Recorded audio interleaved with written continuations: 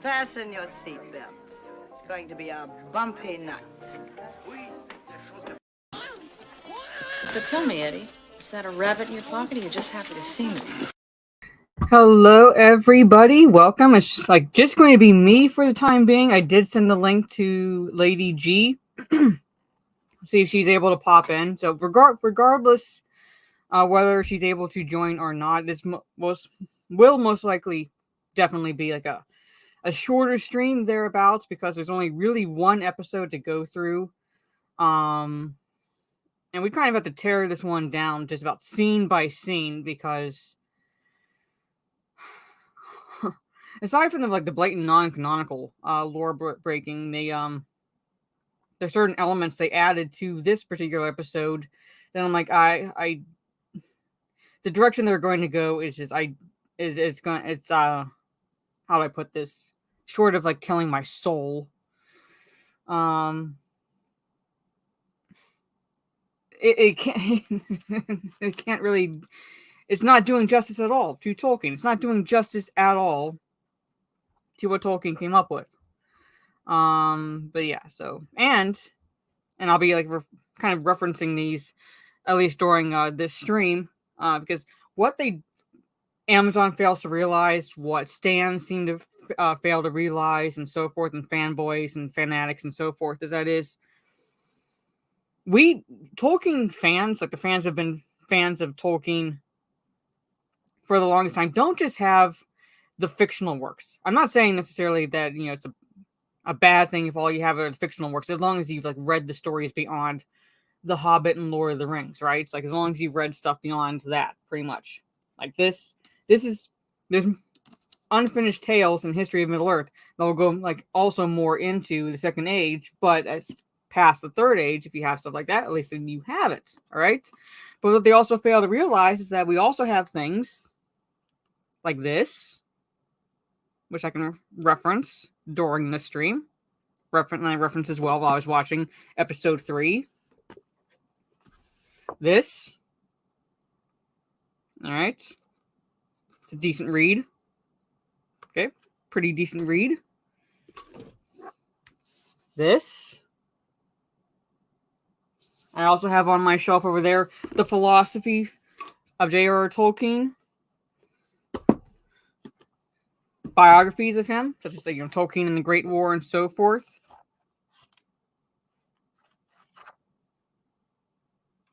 I even have like stupid little stuff like this. All right. I even have ridiculous little stuff like this. But I have stuff beyond the fictional works. And because of that, I can reference those while I'm watching these episodes. And I can pick out the blatant disregard for anything remotely smacking of respect for Tolkien, pretty much.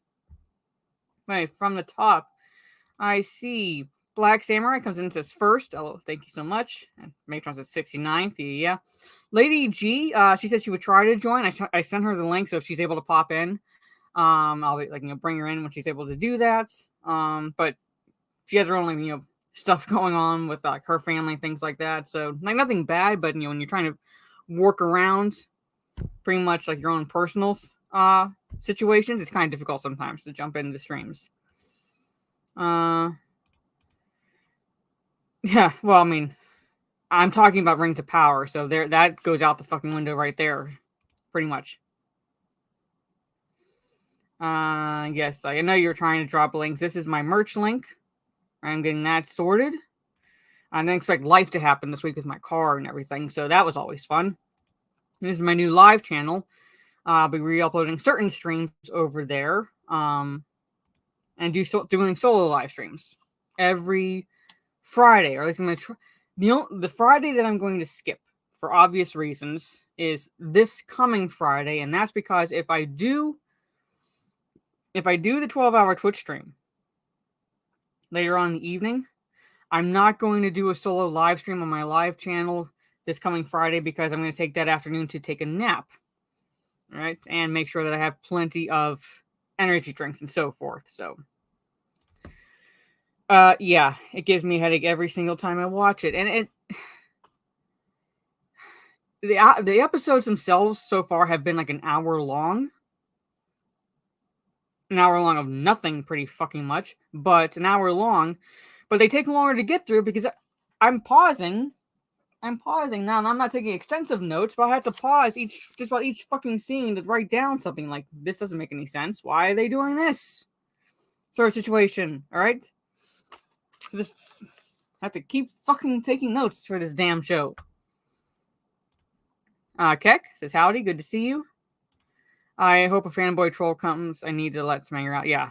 Yeah, I mean, we'll see. I mean, I put tags in there, so you know they'll find it, pretty much.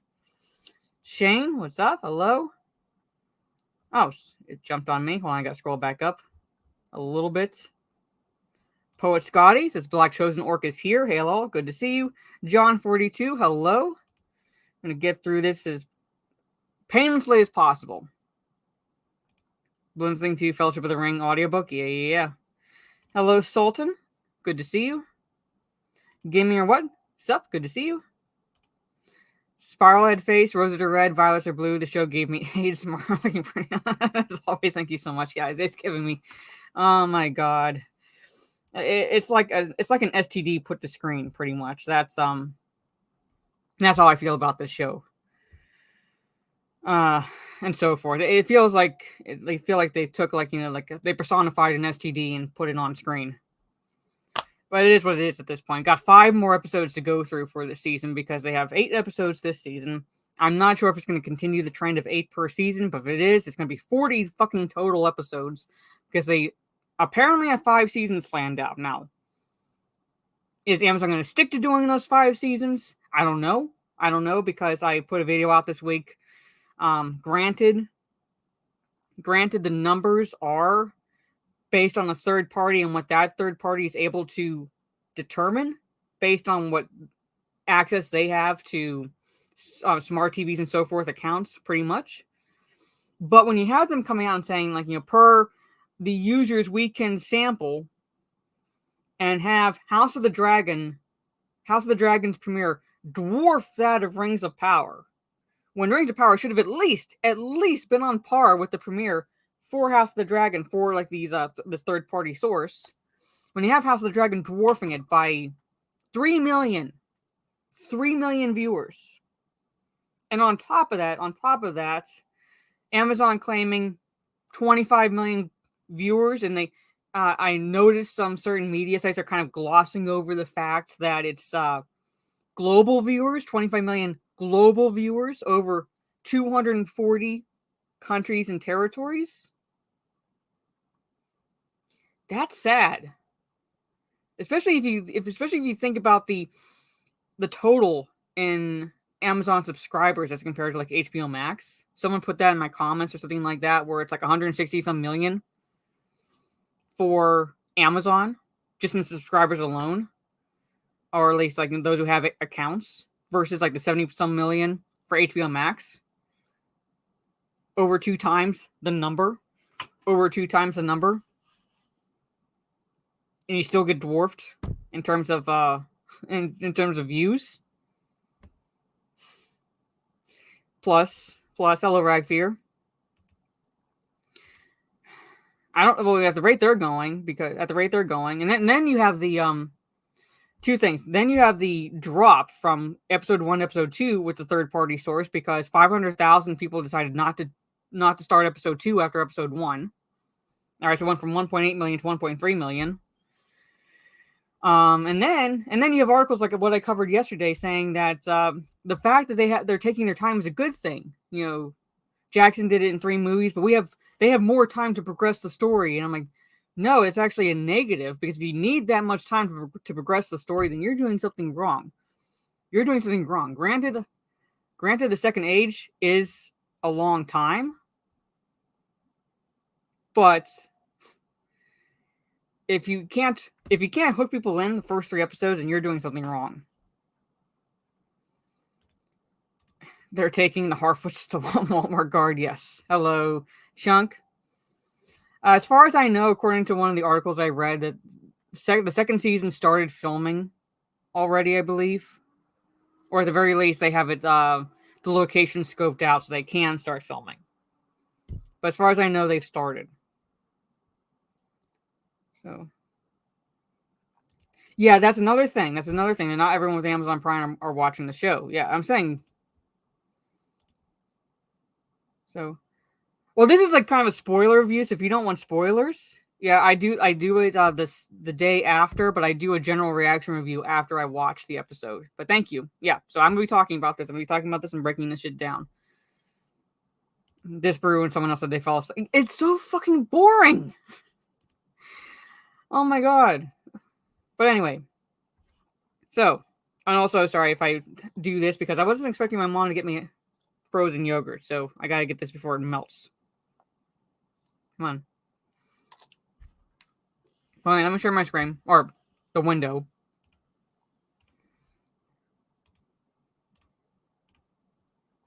All right. So this is a fucking lie right here.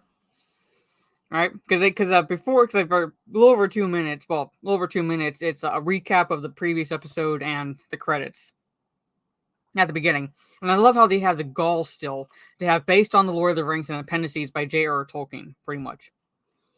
I love they have the gall to do that. But here it is. Here it is. Yep. The series is too slow. Yeah. It's too slow. They at this point with how boring it is, they should have just released all 8 fucking episodes. Because as I said, I want at the end of my review, I want to see the numbers from week 1 to week 2. I want to see those numbers because like with movie premieres and so forth, like with movie premieres in theaters, that tells you the longevity of a certain film is the percentage drop. Now, there's no matter how popular a film is, there's always a little bit of percentage drop from the first to the second week. But how little it is to how big it is will tell us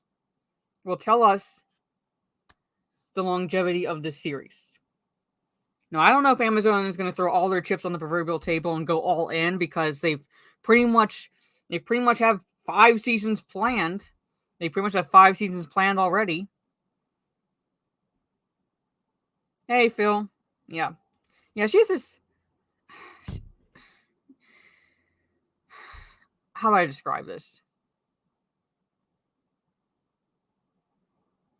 You remember like the in 30 Days of Night, how the vampire's teeth looked in there? That's what her teeth remind me of. And then you compare that to the regalness of like Cate Blanchett and how like the poise she had for like playing Lady Galadriel. Yeah, I'm saying like it's like think of like like now I probably have that picture in your head and you can't now you can't unsee that. But whenever like she smiles or she like just like looks that way, I'm like that reminds me of the vampires in 30 Days of Night. Yep, they always be simping pretty much. But anyway, okay, so like I said, if I'm by myself, I'm gonna give my thoughts. So it would end up being a shorter stream regardless. If someone else was here. So I think she's older than that. I think she's older than 1,000 years, or at least let's put it this way. If they were actually using the timeline and the source material, she is older than 1,000 years. At this point, she's older than 1,000 years. She's well older than 1,000 years. So the fact that she's like finally riding a horse is like says something pretty much. Hello from here. Unfortunately, the general reception is pretty positive. Too many shills propping up this garbage. Yeah, it happens. But that's why, not to put myself on a pedestal or anything like that, but that's why you have myself, Lady G, Ms. Martin Uses, Steve Kenobi, Disparu, the Epic Mike, and so forth. That's why you have like those like us who are watching the show and we are just picking it apart piece by piece and getting it out there and saying this is not Tolkien. This is not Tolkien. Hey, it's a trap. Kate Blanchett, Hugo Weaving, Lorna Bloom, and Liv Tyler all played their parts so masterfully in Jackson films. These elves and Woke of Power don't make me feel anything besides bored. Yeah. And if I hear one more rolling R, one more rolling fucking R in this series, I'm gonna scream like a banshee. It's like when they tell the actor who's playing Gilgalad to speak slowly because that will somehow convey he's wise. And I'm like, no, you just make him a cure for insomnia at that point. And the rolling R's, what's that supposed to do? Make them sound sophisticated? You don't need to roll your R's to sound sophisticated. You don't need to do that, but they had to kind of set them apart for some reason, even though they're elves or whatever. They already set apart. They're already fucking set apart, but they have to roll their fucking R's. Hey, Juice Cannon. Yeah, Galadriel. Galadriel. I can't even do the rolling fucking R's. I can't even do it. But I used to be able to do it. Yes, Lee Pace. Lee Pace nailed it as Thranduil. Now, do I have problems with his characterization? Yes, I do, in a way. But that's not on the actor. My issues with his characterization has everything to do with the writing and the direction he's given. But he himself fucking nailed Thranduil, Legolas's father. He fucking nailed it. And guess fucking what? For all those people who are calling Tolkien fans homophobes and things like that, he's gay. He is gay in real life. Does anybody care? No.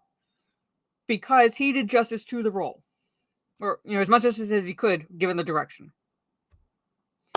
But he did justice to the role. Same with Ian McKellen. Did justice to the role. No one cared. No one fucking cared. He's gay. Luke Evans, who plays Bard. He's gay as well. Does anybody care? No. But these actors and actresses here, now, okay, I have nothing personal against them when I say this. And I know trolls are going to be coming in as if I do. But the problem I have is with the writing and the direction. That goes back to the showrunners and so forth. Because the actors, I'm fully expecting most actors and actresses nowadays to be fucking ignorant when it comes to certain things they portray. They might do a bit of research, but for the most part, they're ignorant. All right. I haven't exactly accepted that, but it's one of those sad realities. I put most of the blame on Amazon Studios. Because these actors and actresses, all they're fucking paid to do is read lines and play their parts. At this point. The showrunners, they're the ones who have been lying about what they were adapting, and they've been still trying to gaslight people up until leading up to when this show premiered. Yeah, Stephen Fry, gay. Does anybody care? No. Gilgalad, yes, absolutely. Gilgalad and Elrond were the ones that led, not the only ones, but at least the elves led the elves in the Last Alliance. Because Elrond was the commander of the Northern armies, not Galadriel. That was Elrond. He was a commander. But they took that away from him, gave it to Galadriel, made her a Karen and a Mary Sue. And then they took from Celebrimbor, friend of the elves, and gave that to Elrond. So Celebrimbor got the short end of the stick, pretty much. I don't know. I very much doubt it. I very much doubt it. Even if we admit that the show has nothing to do with Tolkien and promise how bad the dialogue. Yes, I'm saying, like even if you exclude the lore breaking, it's just fucking boring. The writing is literally on the wall. There's nowhere for this show to go but down at this point. Pretty fucking much. But anyway. Yeah. But yeah, just like Ian McKellen had no bearing on the characters they play, they brought their talent. Yeah, they brought their talent to the roles, and it shows. That's because at least those actors are like, this is the role I'm playing. I'm not bringing my own like baggage into it or anything like that. I'm playing this part. I am playing this part.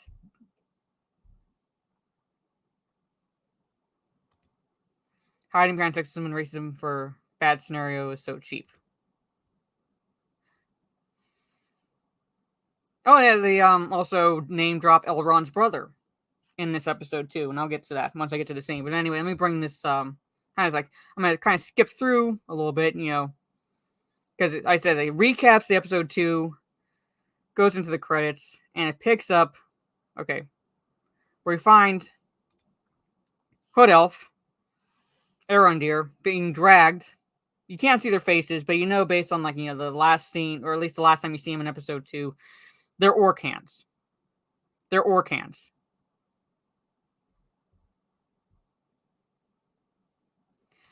If you put this into perspective, 3 hours into the show, put this into perspective. That's most of watching Fellowship of the Ring, and even well before the 3-hour mark, you were hooked on that movie. But yet, according to CBR, which stands for Certified Beyond Hard R, pretty much, that's a good thing. That's a good thing that they have more time, when in fact it's actually a negative, because it tells me that if you need all that time to flesh out these characters, then that tells me how poor of a writing job you're doing. Because you should have us hooked on the characters at the very fucking least in the first 2 episodes, and I'm being generous with that. The first 2 episodes, you should have us hooked on the characters. Do they? No. It's been nothing but character introductions. Pretty much. Elf slaves, yeah. See, the thing is, this doesn't make this... Okay, this right here does not make any fucking sense. Really does not make any fucking sense. Think about this. These orcs... First off, I gotta back up. First off, alright? I'm gonna skip through so I can show when he finally sees that his group is there. He's being dragged by orcs, put in chains, and he sees... Let me see if I can get a shot of... Alright, okay. Right there. Those those elves behind him, those are his group. Alright, those are his group. Because they went looking for him when he went AWOL. Hey, Jacob. During the second episode. Alright? Alright, so now he's found that they've been captured too. So the elves are captured. Now, working backwards, alright? Never mind the fact that it doesn't make any fucking sense for orcs to even do this, because they're wanting to work in secret, right? And orcs were pretty much bred like rabbits, just about. Not to trivialize their creation necessarily, but literally just about bred like rabbits to be soldiers for Morgoth and Sauron, alright? So there are more orcs out there. So they did not need the numbers necessarily. They did not need the numbers at all. They had the numbers if they were going with the lore. They had the numbers.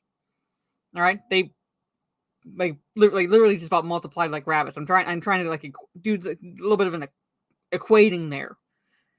All right? So they did not need to enslave people, and they sure as hell shouldn't have fucking enslaved elves. Because they're wanting to do this in secret. And if someone gets free, if anybody gets free, well, their secret is blown out the door pretty much, because now they've been found out. So they're not going to want to do that fucking period. But then work backwards from that. These elves, maybe not this particular group necessarily, but elves have been standing watch over this region for centuries? Watching to make sure that Morgoth didn't return, or Sauron didn't return, or the people didn't start worshipping either one, things like that nothing would be amiss. And you're telling me they didn't fucking know?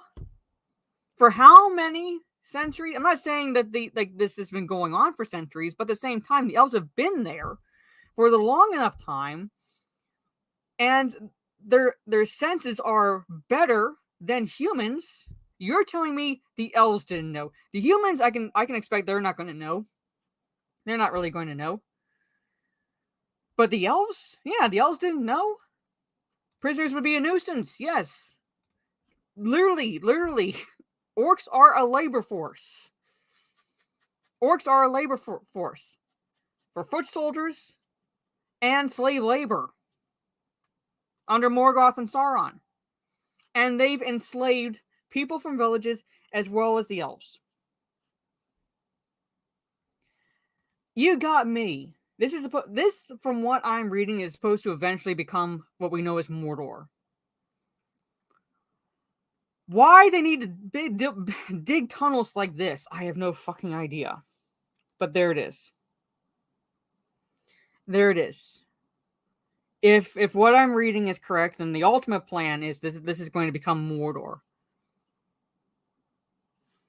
But at the same time, hold on, I gotta look at the timeline for the Second Age. Hold on. So many books. Gotta look at the timeline for the Second Age, because that's what they have the access to, right? The appendices. Alright. And that's in Appendix B. That's, let's see. Sauron forges the One Ring in 1600, year 1600 of the Second Age. Alright, and that's when Celebrimbor figures out what Sauron is doing. And it says right here,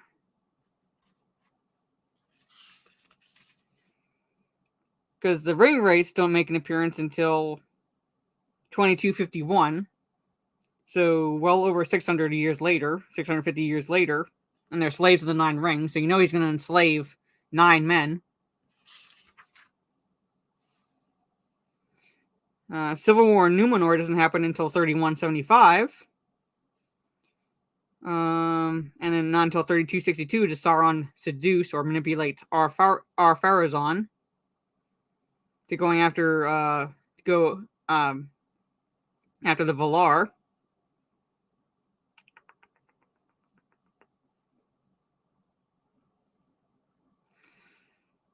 So you would think that if this is going to be a long fucking while for that to become Mordor. Because it's 3441 when the Last Alliance, when the Second Age ends, when the Last Alliance effectively defeats Sauron. Alright? When Elendil and Gil-galad perish, and so forth. And that's like 10 years after they even march east to Imladris. And yeah, in 3430s when they form the Last Alliance.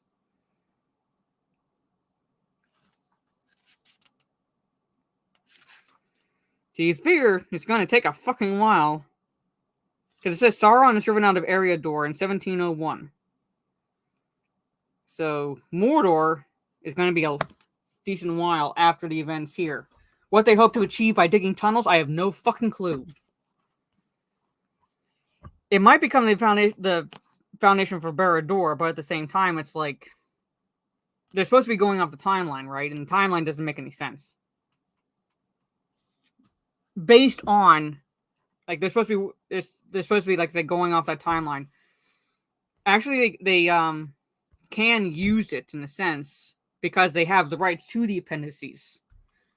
But they're fleshing out everything in between because they don't have the rights to this. So yeah, technically they can use it. Yeah, tunnels make sense, trenches don't, pretty much.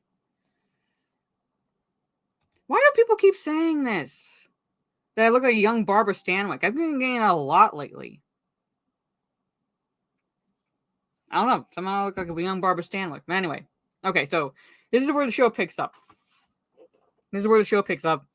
He's been put in change, which is like, oh my god, so on the fucking nose. And he's found his group. And he's realizing that the villagers that have disappeared, they're here as well. Alright, so kind of zooms out. And this right here, alright? Okay, yeah, granted the orcs are staying in the shade. But I'm like, look at that, come on.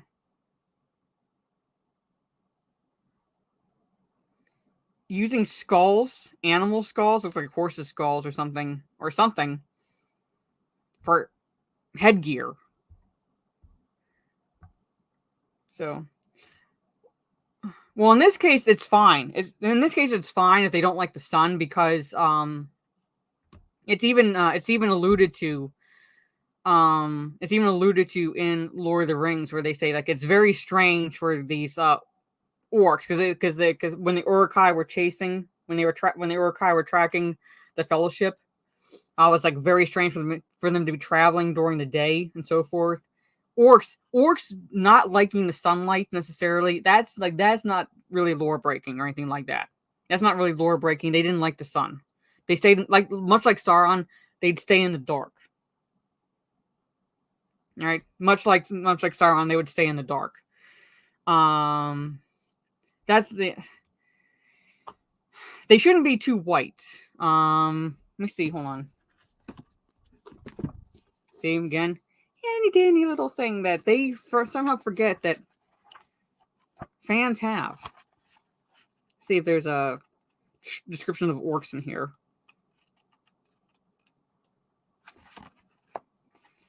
Okay.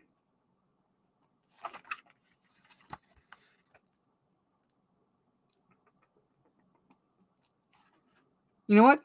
I'm not going to read the whole thing, but I'll start reading some of this so you can see how this doesn't make any fucking sense when you think about what they're doing with the orcs in this part. All right. Okay, orcs. All right, story time, ladies and gentlemen. Pretty much. Within the deepest pits of Autumno, in the first age of stars, it is said Melkor committed his greatest blasphemy, for in that time he captured many of the newly risen race of elves, and took them to his dungeons, and with hideous acts of torture he made ruined and terrible forms of life. From these he bred a goblin race of slaves who were as loathsome as elves were fair. These were the orcs, a multitude brought forth in shapes twisted by pain and hate. The only joy of these creatures was in the pain of others, for the blood that flowed within orcs was both black and cold. Their stunted form was hideous, bent, bow-legged, and squat. Their arms were long and strong as the apes of the south, and their skin was black as wood that has been charred by flame. The jagged fangs in their wide mouths were yellow, their tongues red and thick, and their nostrils and faces were broad and flat. Their eyes were crimson gashes, like narrow slits and black iron gates behind which hot coals burn. These orcs were fierce warriors, for they feared more greatly their master than any enemy, and perhaps death was preferable to the torment of orcish life. They were cannibals, ruthless and terrible, and often their rending claws and slavering fangs were gored with bitter flesh and the foul black blood of their own kind. Orcs were spawned as thralls of the Master of Darkness, therefore they were fearful of light, for it weakened and burned them. Their eyes were night-seeing, and they were dwellers of foul pits and tunnels. In Melkor's Autumno, and in every foul dwelling in Middle-earth, they multiplied. More quickly than any other beings of Arda, their progeny came forth from the spawning pits. At the end of the first age of stars was the war of the powers in which the Valar came to Autumno and broke it open. Okay. I'm kind of stop right there. So it gives you a gist. So it gives you, all right? That's orcs, all right? Literal description right fucking there. Literal description right fucking there in this text, as well as the fact that hold on.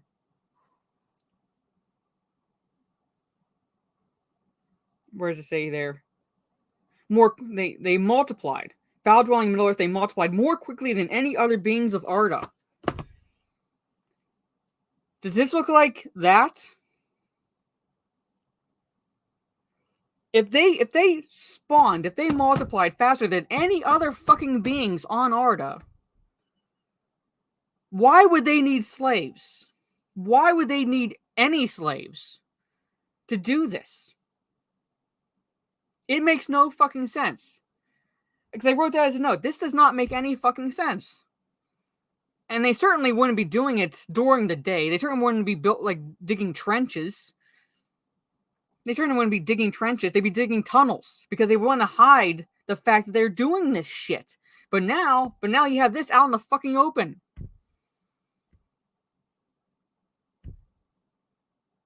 Doesn't make any sense. So they do have the rights to the Hobbits and the Lord of the Rings. They just cannot adapt They just cannot adapt those because, as per one of the clauses in the contract, if it's already been depicted on screen, like events, they cannot depict it in their show. So they would not be able to show the Last Alliance, like the actual battle, per the clauses in the contract. But they do have the rights to The Hobbit and Lord of the Rings, and the appendices. They don't have the rights to anything dealing with the Second Age. That's the difference. They wouldn't kill everyone they see? No. It's rewatch Battle of Helm's Deep? Yeah, pretty much. Orcs enslaved each other. There were so many. Yeah, as I'm saying, they would not need to enslave any other race. They were literally bred as slaves for Morgoth. Or like Melkor, Morgoth, and Sauron. Yeah, 1 billion for this. Well, roughly. There's like 250 million or something for the rights or something, and then 465 million for just the first season. And then like whatever else for marketing, and so forth. Yeah, so like going on 1 billion. Well, that's the $1 million question, Toasters. That's the $1 million question because they don't have the rights to anything dealing with the Second Age other than the timeline and the appendices. So they're basically writing their own story. And this is a theory amongst people, but the theory is they actually had the story kind of written, but it was for something else. They just slapped on Lord of the Rings title and changed character names. So, yeah, they would just eat the people. And if they didn't have any people to eat, they would eat each other. They're cannibals. You literally saw that in Two Towers when Merry and Pippin were captured, and then the one orc tried to eat them.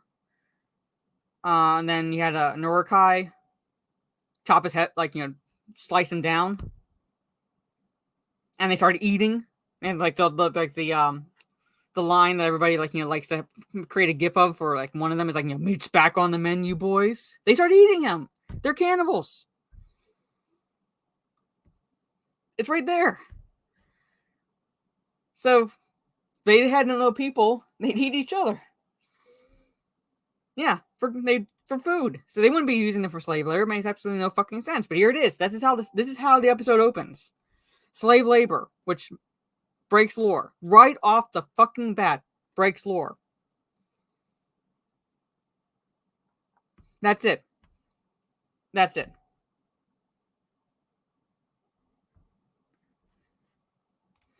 So, and it zooms out, so you see, and then we're back.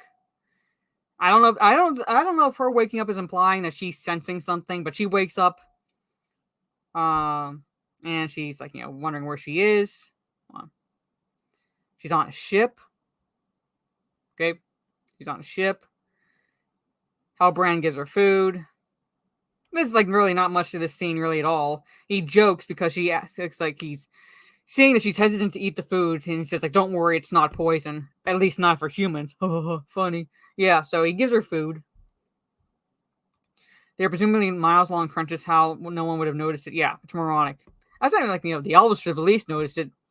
Maybe I can stretch the imagination and think the humans would not have noticed it necessarily because, but the elves definitely should have noticed that shit.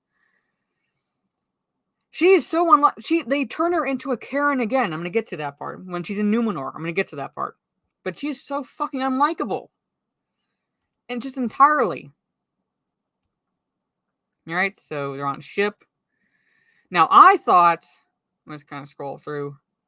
I thought that the end of the second episode, I thought they had somehow drifted into Numenor's harbor. Are you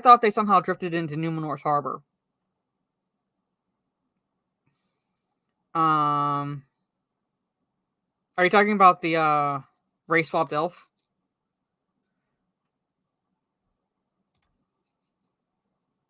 But anyway, I thought they had drifted into Numenor's harbor. No, it was one of their ships, so I was close. It was one of their Numenorian ships. All right, but this is where we meet Elendil in name only. Oh no, okay. Hey Tim F, good to see you. So the orcs represent Peterwood agents? Yeah, pretty much. Pretty fucking much. So, commander of the Army of the North. Well, that's Commander of the Northern Armies was a title, if I remember correctly, given to Elrond, but that was much later. But he was commander. He was a commander. He served Gil-galad. Even before the War of the Ring, he was a commander. She was not. A single elf would be more than a match for a few orcs even chained. A whole group of elves should have handled them easily. Yeah. Orcs are bred for numbers, not skills. Everything. Just you can tear down just that one fucking scene alone. You're telling me that band of elves, now, granted, depends on how many orcs there were, but at the same time, it's like you're telling me that band of elves that's been there for how long, better warriors, but supposed to be better fighters, tactically so and so forth, over orcs.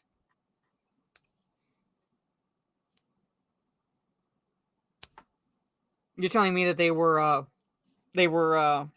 overtaken and chained.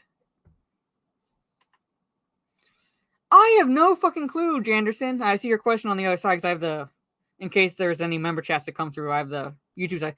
I have no idea when this year is supposed to take place because if I go, because like this is about the Rings of Power, right? This is about the Rings of Power. Because the rings themselves were created anywhere from 1500 to 1590 in the second year.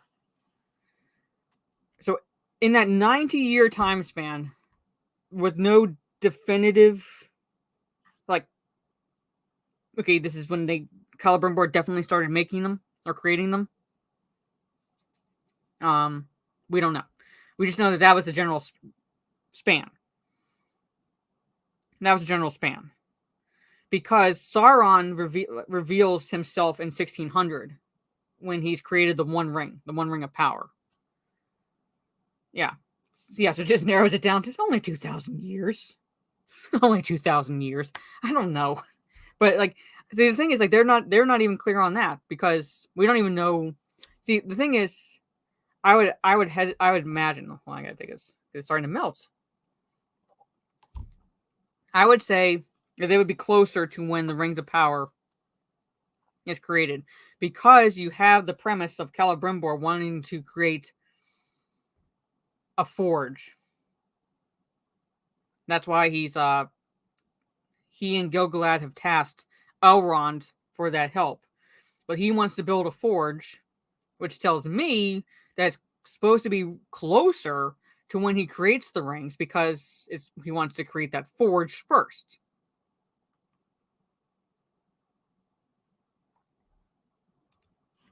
Well, let's see. See, Númenóreans lived a while. Let's see if it shows when he was born.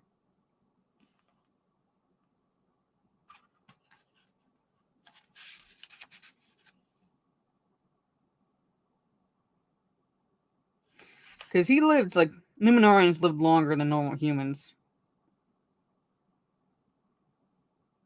Okay, it doesn't say when. I'd have to look him up. Hold on. Let's see if it gives his...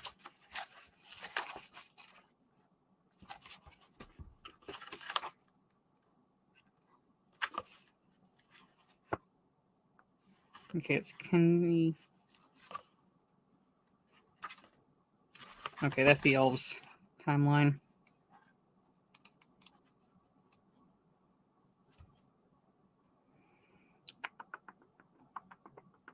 Elendil. Yeah. He doesn't appear in the Silmarillion until Elendil. Okay. He doesn't appear in the Silmarillion until 272, so well within the Second Age. Yeah. He doesn't appear until like the downfall of Númenor. So they have him in the show. That kind of narrows it down a little bit.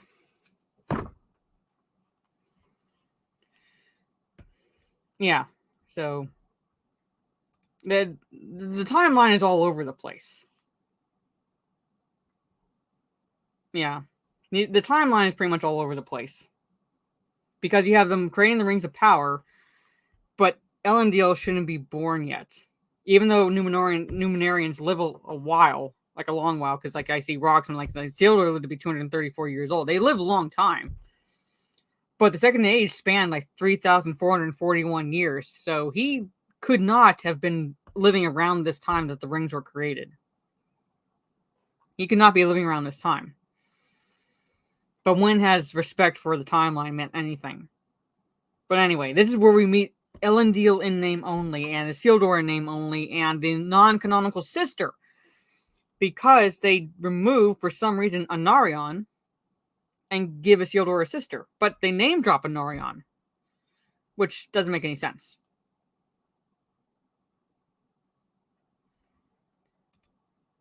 No, they seem to be all happening, at least right now, at the same time, unless they have like massive time jumps. But right now, they're happening at the same time. Right now, they're happening at the same time. So, and I wrote on my notes, like, is this supposed to be metal or leather? I'm guessing leather, but it's still like, look at this. It doesn't scream Numenorian. It doesn't scream Numenorian. But to the actor's credit who plays Elendil, he does a decent job. He does a decent job. Like I said, whenever I criticize these characters, I'm not criticizing necessarily the actors or actresses themselves. I'm looking at the characterizations. And he, at least, he tried. He put an effort into it. He didn't just phone it in. He tried. So, and he was like one of the few decent performances in this episode. He's not necessarily great, but he's one of the most decent performances in this episode alone. So, yeah, it's supposed to be tall. Yeah, she got into the Builders Guild. Yeah, pretty much. So yeah. So except for the outfit, he looks the part. He looks like he could be believable as Elendil, with the exception that he's like, not quite nearly 8 feet tall. But I kind of give them a little bit of slack there because you're gonna be kind of hard pressed to find actors. You're gonna be hard pressed to find actors or actresses that are actually the height of the characters they're playing. Like, say for example, Galadriel. Galadriel's supposed to be 6'4".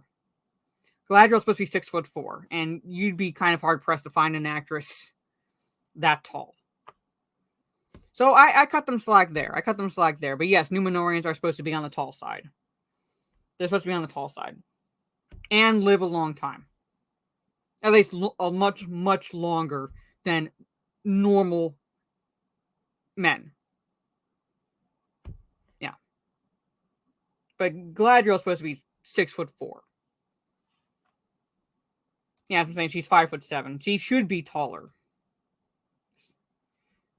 Yeah, I'm saying this camera tricks. So they can do camera tricks. That's where, like I said, the fault I put is on the showrunners themselves. Like, they're perfectly capable of doing that stuff with camera tricks and so forth. So like I said, like whenever I'm criticizing this shit, I'm not blaming the actors because he can't help it if he's not. He can't help it if he's not the right height. But the showrunners can fix that in post-production or with tricks during the scene. No, I'm not saying they don't exist. I'm saying that you'd be kind of hard-pressed to find one that not only fit the physical characteristics, but the acting chops as well. Because you have to have both. Because, like, for the show, to be passed off as believable, and they failed fucking miserably on both fronts. But this is Elendil. And so he doesn't give his name in this scene, but you know it's he. Let me see if I can. Okay. I'm gonna put the captions on because there's some things that I want to call to attention, pretty much. But anyway, he pretty much says that he's vague. He says we're nearly there. Where's there? See, and we get the shot of Numenor. Them entering Numenor.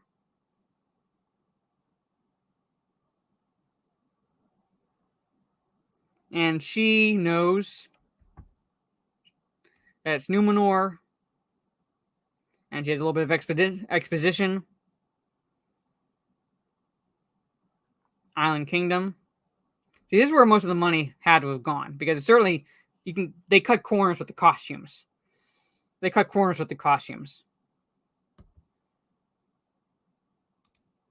yeah, I'm saying that this is where I blame the showrunners. That's where the laziness happened.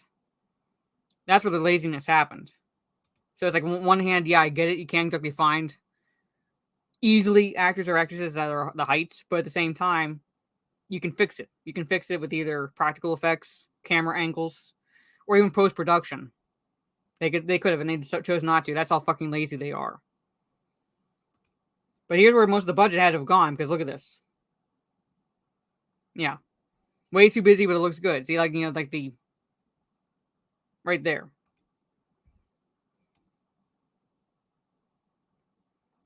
Alright. Somehow, they know she's an elf. Her hair's covering her ears, but you get this, is that an elf? I'd be wondering the same thing too, because she's so fucking short. But somehow, like, her hair is covering her ears, but somehow they're like, is that an elf? It's like the guy when she was on the raft in, like, the previous episode. That somehow he had, like, he got a whim to move her hair to see that she had pointy ears.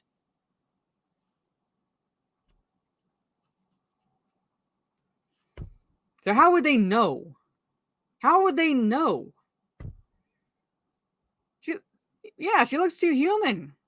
She's just a regular blonde human, but somehow, like, Eveline goes, is that an elf? Yes, it's like the showrunners don't like attractive people. No, they don't, apparently.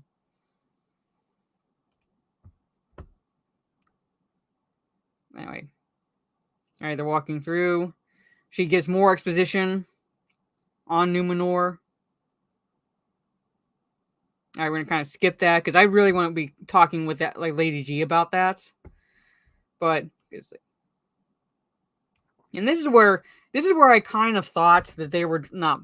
It looks to be like, and I'll get into more of this later, that it looks to be like he's another Aragorn type, running away from responsibility, things like that, his royal lineage and so forth, running away from that.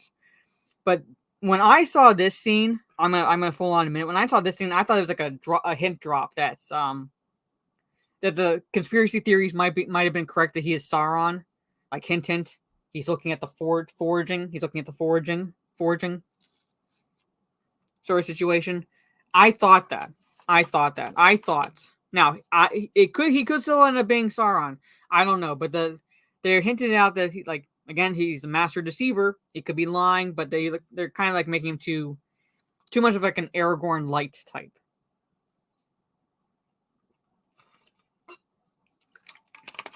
But there were certain dialogues here and there where I thought, are they going that route? I'm not saying it's not stupid or anything, but I looked at this going, is that a hint? Yeah, I'm saying it could be misdirection also, but I'm saying that's the first thing that came to my mind, pretty much. Hey, AJ. It's like, what are they doing here? But anyway, because they pause on this. That's why I was like curious about that. Anyway, Elendil takes them. Now here, hold on, I'm gonna kind of move this.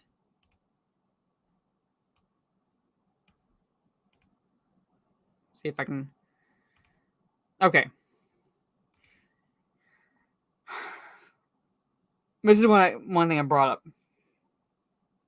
All right. Now, the only way she would be Queen Regent is if she was standing in for someone else.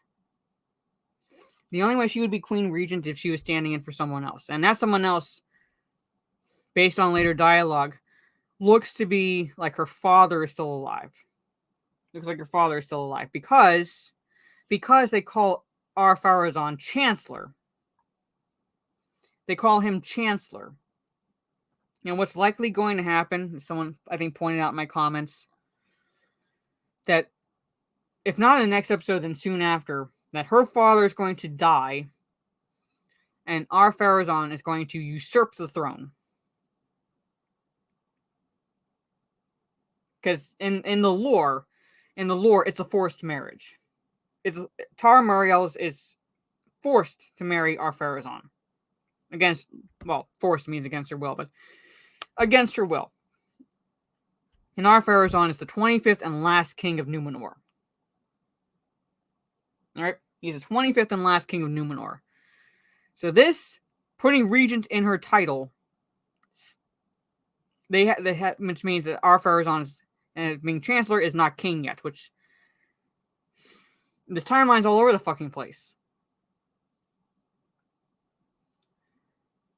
Yeah, that's what I'm saying. It's like, it could be a misdirection or it could be a major fucking hint. I'm looking at that going, he's looking at the forge.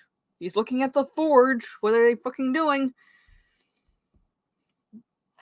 But he hasn't. They're going to have so he usurps the throne when her father dies. Or something. But that's what's going to happen. But right here, she's called Queen Regent. A title she never held. And Ar-Pharazôn is Chancellor. There's another infamous Chancellor in real history who became a Führer. But I'm not saying they're going that route necessarily. But they gave him that title and it's like, you fuckers. I'm just looking at that like, you fuckers. But yeah, he's Chancellor Ar-Pharazôn.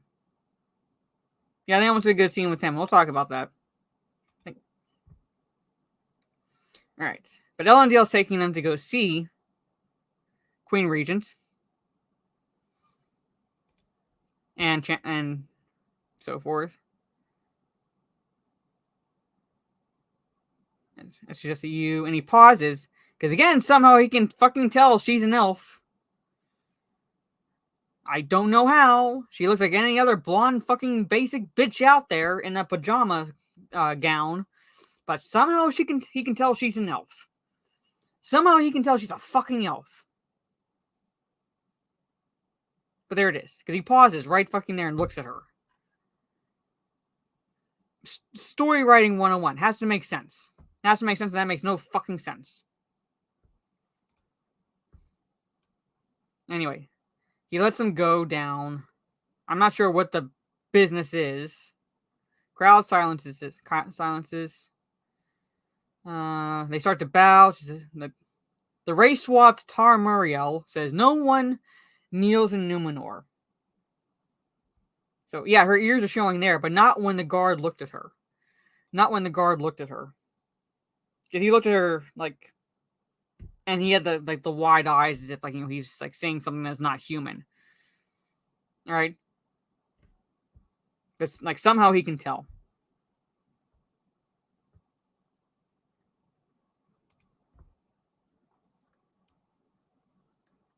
Alright.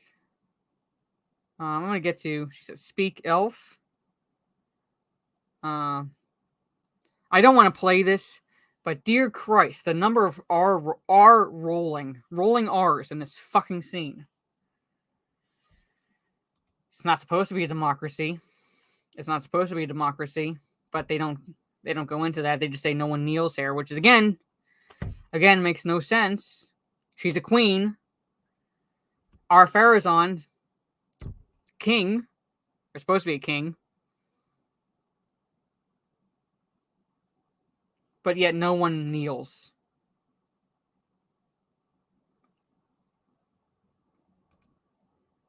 Okay, she gives her lineage.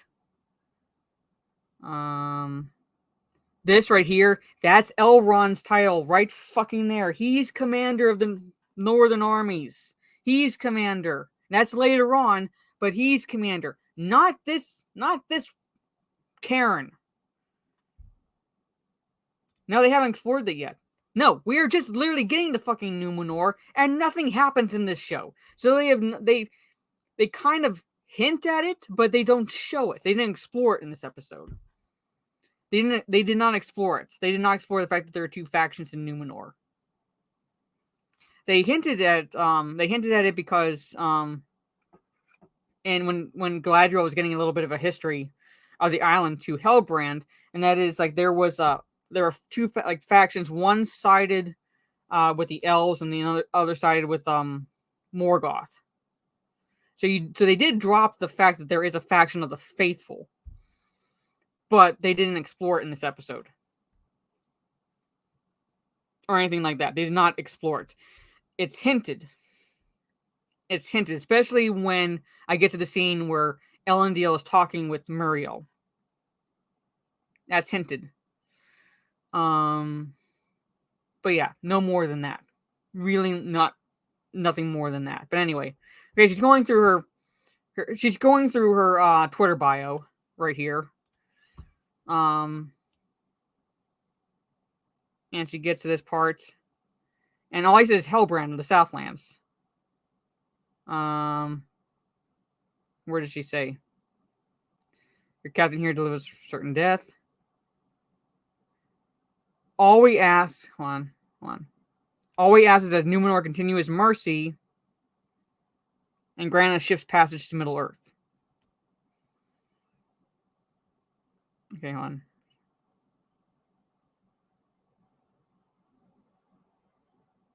All right, so she says, like, you know,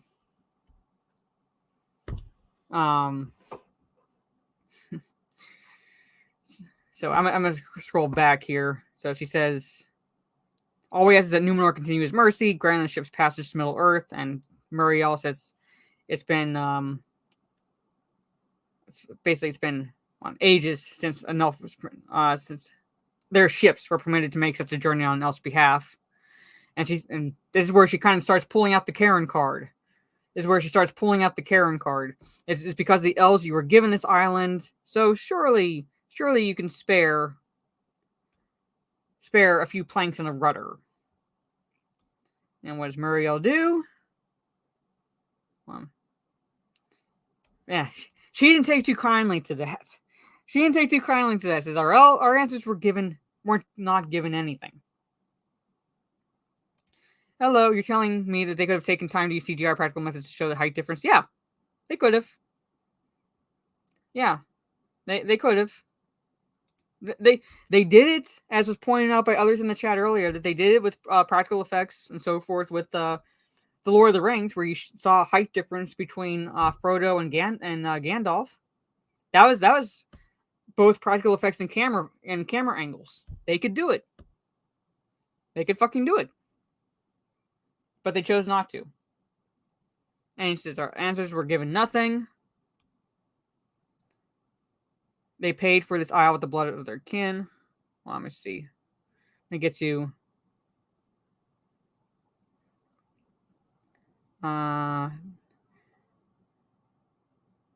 Again, like a Karen, then if blood be the price of passage, I will pay it. So she's pretty much demanding a ship. She has just met the Queen of Numenor. Now, granted, she should really be talking to our Pharazôn at this point, but at least both our Pharazôn and Tarmariel.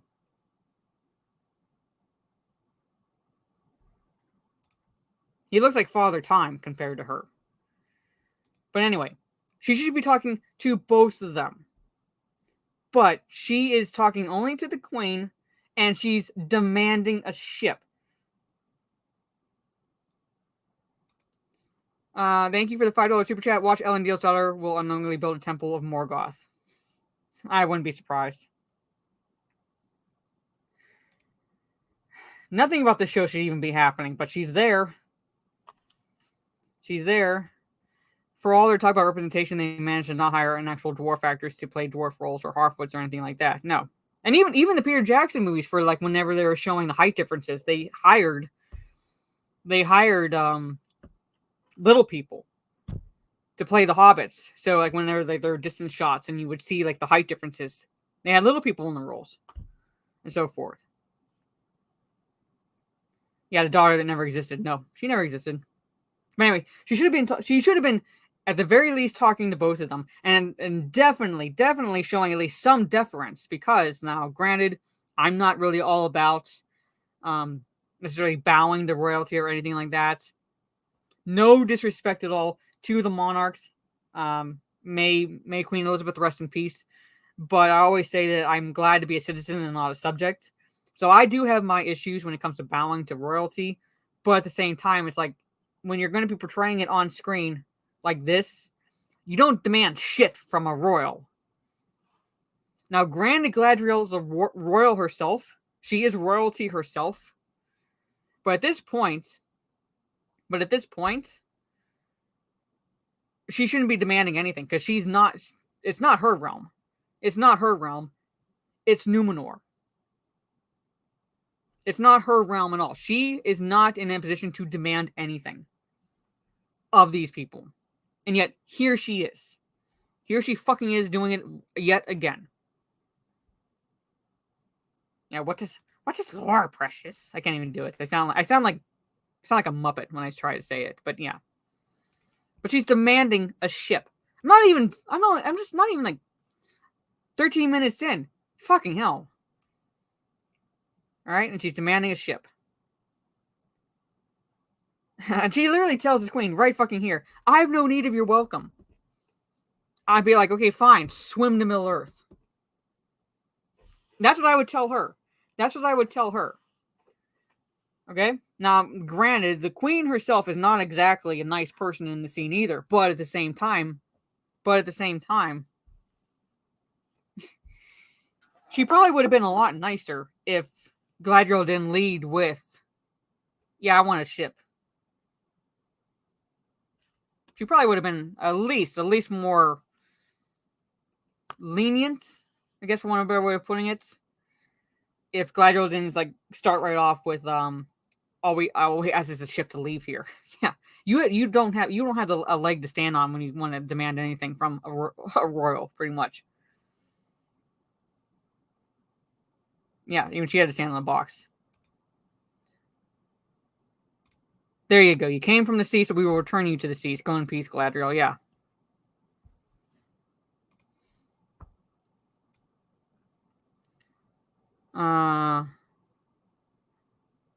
Okay. Hold on. Okay, and the queen says, and you are quickly wearing out yours. Yeah, but we're supposed to be rooting for Galadriel at this point. We're supposed to be rooting for her, and she is one of the most unlikable characters in this show so far.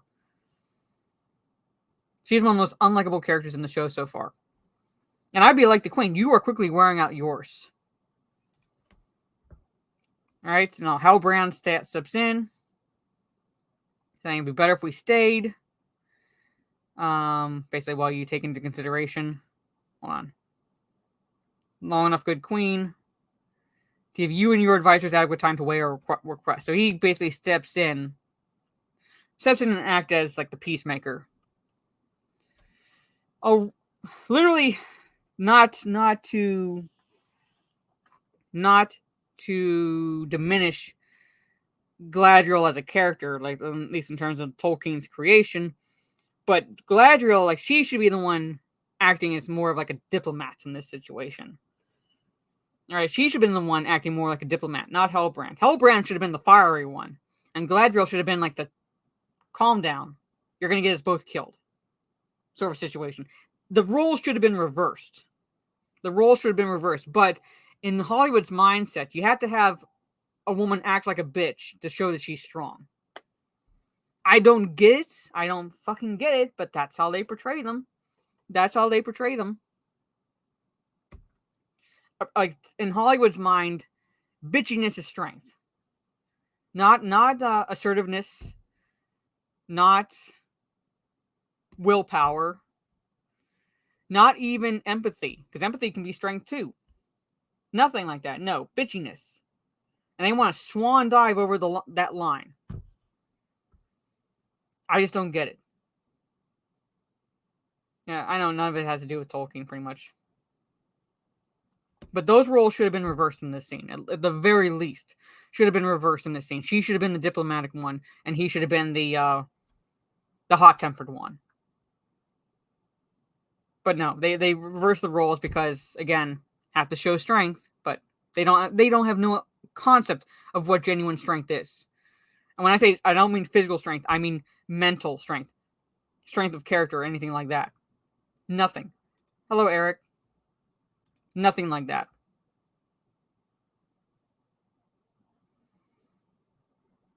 Versus film Galadriel, whose mere glance is powerful enough to make warriors gasp. Yeah, remember the scene when they first see her, when she's walking down the steps, and you had those in the Fellowship averting their eyes, and just like staring and just like awe at her. I know this is a rhetorical question, but do you at all get that impression with Morfydd Clark's portrayal? At all? I sure as hell don't.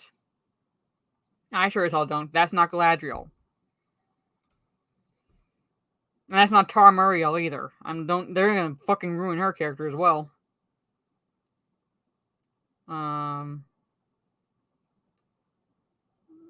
Okay, 3 days, and the elf is restricted to palace ground.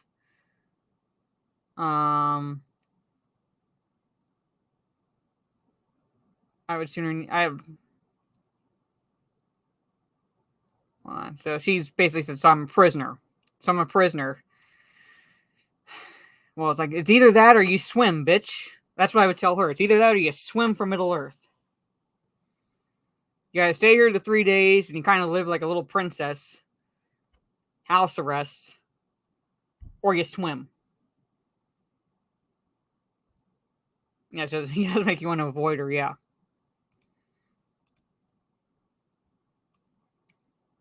Yeah. So, Hellbrand, kind of hugs Elendil, but you see a little bit later as they're walking up the steps, it was to basically get Finrod's blade and give it back to her. Yeah, that's exactly what you want to do, pretty much. Give the person who's nearly gotten you both put to death a weapon. Yeah, give the woman who nearly, at the very least, would have had you both push into the sea off the harbor a weapon.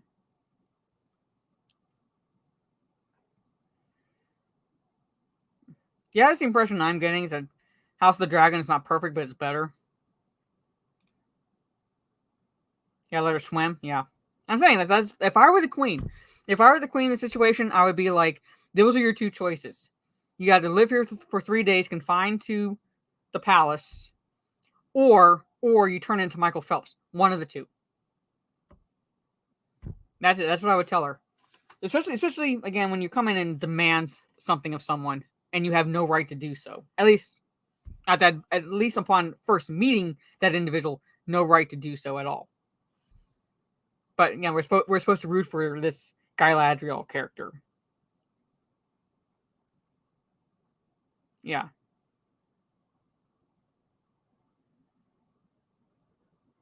Yeah, rather fun to fan film, yeah. Alright. Okay. Well, I just saw. Alright, then you get this. Something's going on.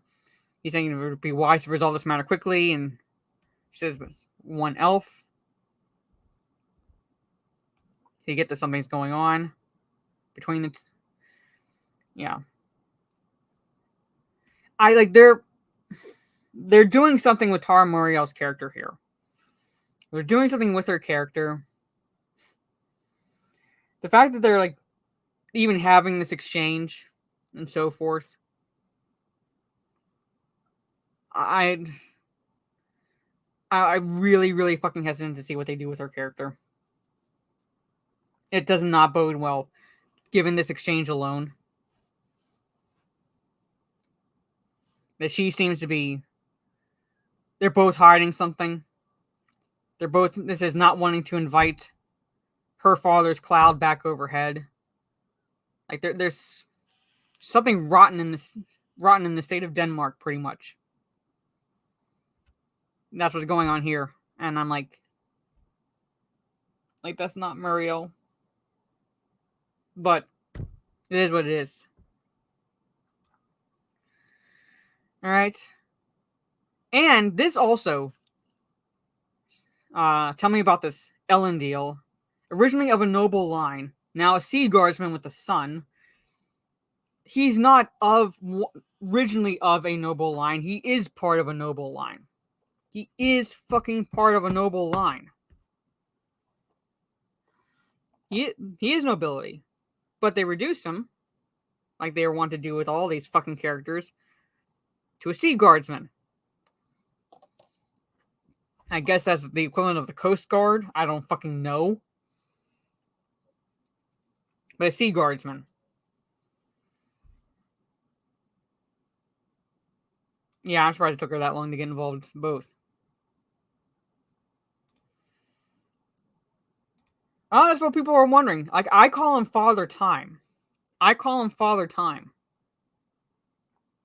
our Farazan looks like fucking Father Time. He's way too fucking old. He looks way too fucking old. But there it is. Yeah, he's a man. You gotta tear him down. Yeah. So I'm saying Elendil is of a noble line. Is. Not was. Is. Of a noble line. But they have to tear him down. Same with the Isildur. Have to tear him down. And so forth. Yes, exactly. She should sure know who he is too. I'm saying he is of a noble line. Because, yeah, his grandfather was a king. So she would know who Elendil is. Why is she asking? Why is she asking? It makes absolutely no fucking sense.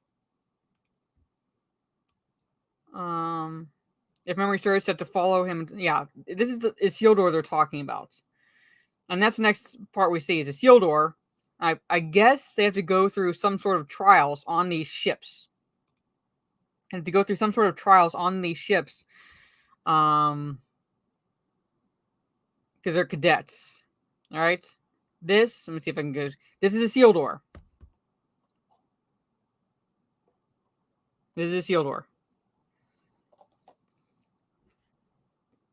Hello, Mr. Bentham. The Numenorean civilian clothing is good, but their papier-mâché armor isn't going to protect anyone. Yeah. How are Numenorean armor better than the multi-billion? Because they cut corners. They cut corners in certain things, and the costumes are the big fucking indicator that that's where they cut corners. Because you don't spend the amount of money that you do just for the first fucking season alone and have to cut corners on costumes. You shouldn't. Granted, they made the stupid decision to go from New Zealand to England for filming. When New Zealand, right fucking there, is like Middle Earth, on actual Earth. Pretty much. They go from New Zealand to England, so a lot of this is a sound stage. Not all of it, but a lot of it is a sound stage. I'm guessing Mariners Guild, I don't know, they don't really make that clear in this episode. The epic turnaround and pose show, yeah, pretty much. But not all of it, but a lot of it is a sound stage because it's sets and so forth. And he's a cadet. He's Elendil's son, so he himself is also a noble, as is his brother Anarion. But they reduce Isildur as well to wanting to just be a sailor. It's not just a phase, Dad. Literally what it's amounting to right now. It's not just a phase, Dad. They kind of showed it earlier.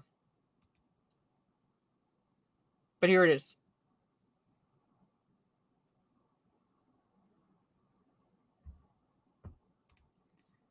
So.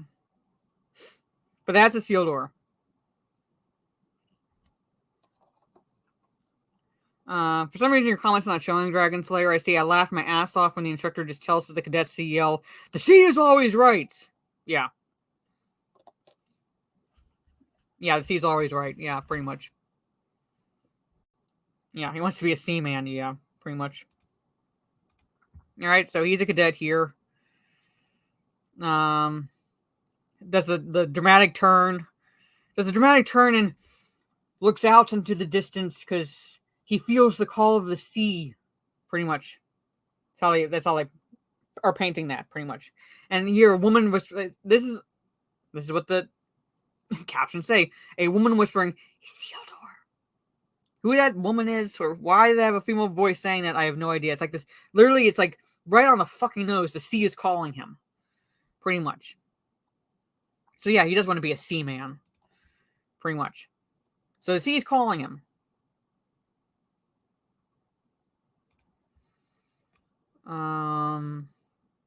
Okay. Something happens, blah, blah, blah. He has this, I don't know what happens, but this kid gets, like, pulled, trying to, I don't know, fix the sails or something, so they have to pull him in. And that's kind of that automatic fail for that cadet. I love how he said the sea is always right, but then you also have this captain going, there's no harsher master than the sea. So it's basically like the beatings will continue until morale improves. Pretty much.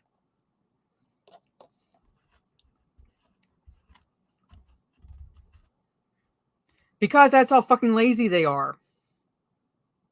They're like, people will remember this. People will remember this, so we'll have them pronounce it this way because it'll be member berries. Pretty much. So yeah, beatings will continue until morale improves. Because the sea is always right. There it is. Okay, so they kind of beach their ships. This is Numenor. They've arrived at Numenor. They beach their boats. And then, yeah, the sea is always right. Yeah, so there is the chance the sea is always right. And then that kid is kind of like washed out. That would be the term for the military term. He's washed out. And they call him Iseals. Okay, fine. They shorten his name, like nickname. Isildur is not joining him because Isildur also screwed up, but this kid's getting the blame, pretty much. Okay.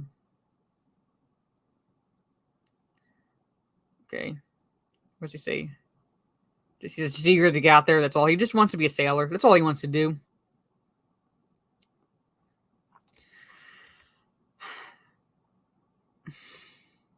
Nagolsi, if you can figure that out, then you need to, like, put in an application for Mensa because you are a fucking genius. Because I have no idea what the hell this is, but what the hell any of this dialogue is. It's not as sophisticated as they like to think it is. It really fucking isn't. But there's like more on the nose that he wants to be a sailor. He just wants to be a sailor. Pass the sea trial in 4 years. Will make officers. So they're going through the kind of like ranks in the military, how long they had to be in a certain grade before moving on or being able to progress.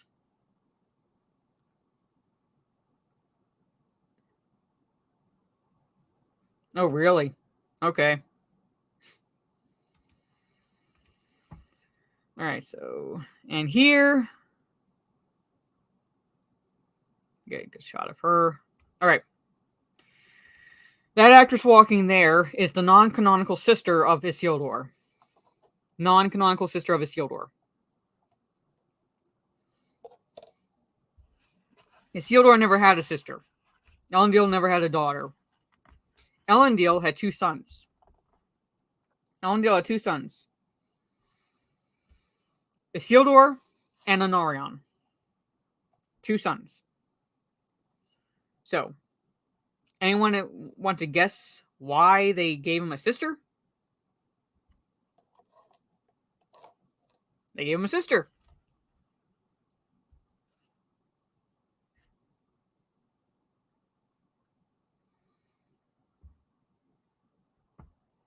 The sea is always right because it's more wise than the stone that always looks down to the dark and the boat that looks up to the light that looks everywhere. Nah, I'm just saying because reasons. Because fucking reasons. Because strong whammon, yeah. Because reasons.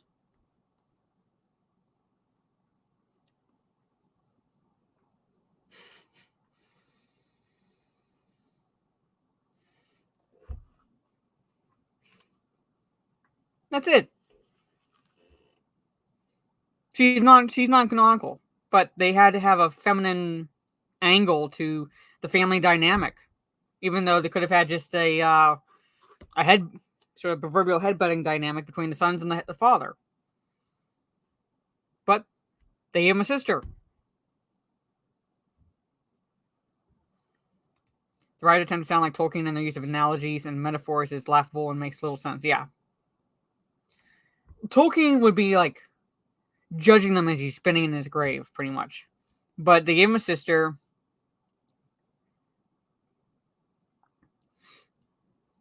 All right.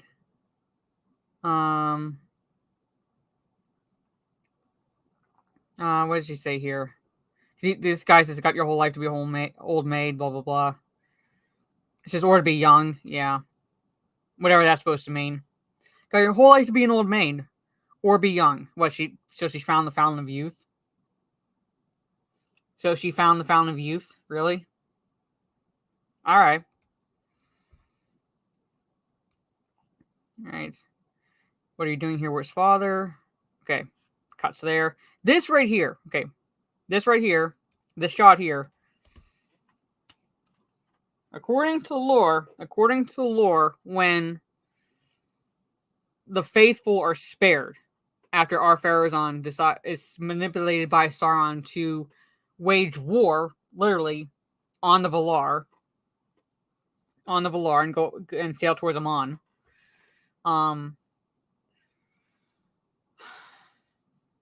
Elendil's line, pretty much, Isildur, and Aryan, take seeds from the white tree. So when you see that white tree and the Gondor scenes in Lord of the Rings, that's a seed from this tree. That's a seed from this tree. Isildur planted it in Gondor. I believe Isildur planted it in Gondor, but anyway, it was planted in Gondor. The seeds of Nimloth. So that tree there, basically is the ancestor of the tree that we see in Gondor in Lord of the Rings. So that tree holds significance. Right there, that tree holds significance. But at the same time, they bank on Tolkien fans member berries to point that out, but at the same time, it's like normies are lost in the fucking dark. So the speaks volumes of the poor writing in that regard, where it's like, yeah, granted, you can't have full-on exposition for everything, but at the same time, it's like normies are going to be looking at this going, why is that important? Why is that important? And we know why it's important. We know why it's important, but they don't know. But that's why it's important. That's why they have that shot of the tree right there.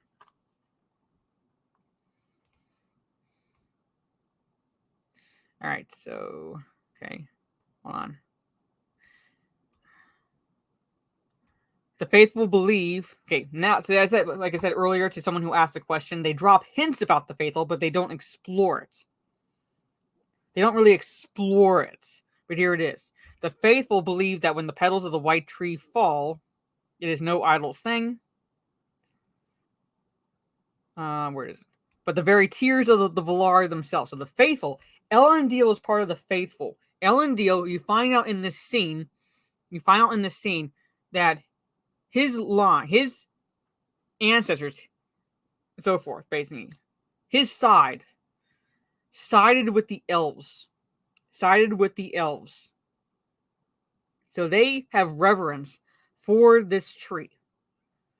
That's why she's saying that they believe it's the very tears of the Valar themselves.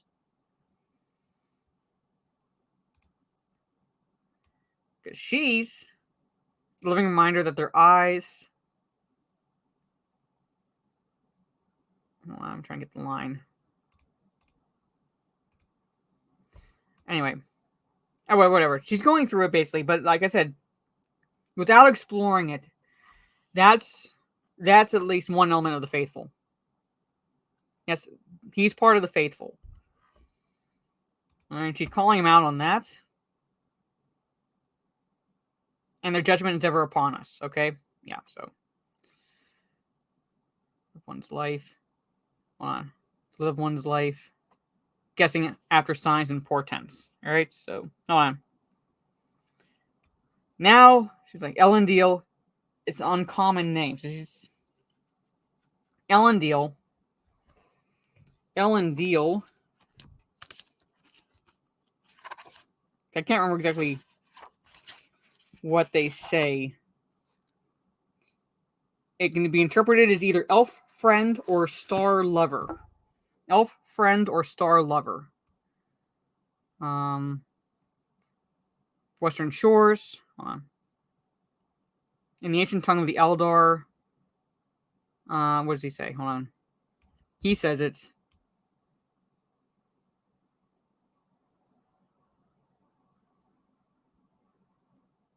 Anyway. Hold on. I'm going to kind of play this muted so I can get to that dialogue.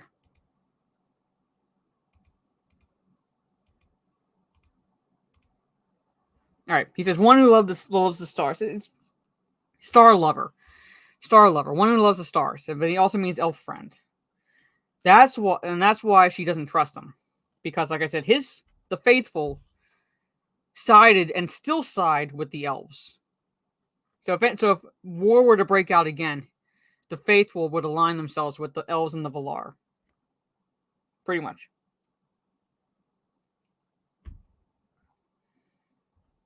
So, I left my YouTube alone too long, and Mama Susan chose Mara Stream to autoplay after getting no notification. Fuck Susan. Anyway. Yeah, total moob armor, pretty much. They look like banana slices on that armor. Yeah. Again, you can tell where they cut corners. Yeah, like it does. He says one who loves a star, so it's star lover, and then elf friend. It can also mean elf friend. That's why she's calling his loyalty into question. She is calling his loyalty into question, pretty much. So, to keep him in line, because she says, "Are you an elf friend?" So she's testing his loyalty in this scene. She's testing his loyalty when, again, she wouldn't have to necessarily. She would not have to. She would know who Elendil is, definitely, and she would know where his loyalty stands. Now, his loyalty, where his loyalty would stand and where it would go. All right, but she's calling this all into question. She's interrogating him. Yeah, and she's supposed to be an elf friend herself. That's it. Like they're fucking around with Tara Muriel's character. That's what I said in the scene where she and R. Farazan are kind of like acting like like something's up between the two, things like that, and something going on with their father. It makes absolutely no fucking sense. Yeah, they turned her into a Valar hater. That's what they're doing in this fucking scene. That's what they're doing that's what they are doing in this fucking scene. By calling his loyalty into question, they're making her out to be pretty much anti-Valar. She's an elf hater. That's what they're doing in this scene. Because she tasks him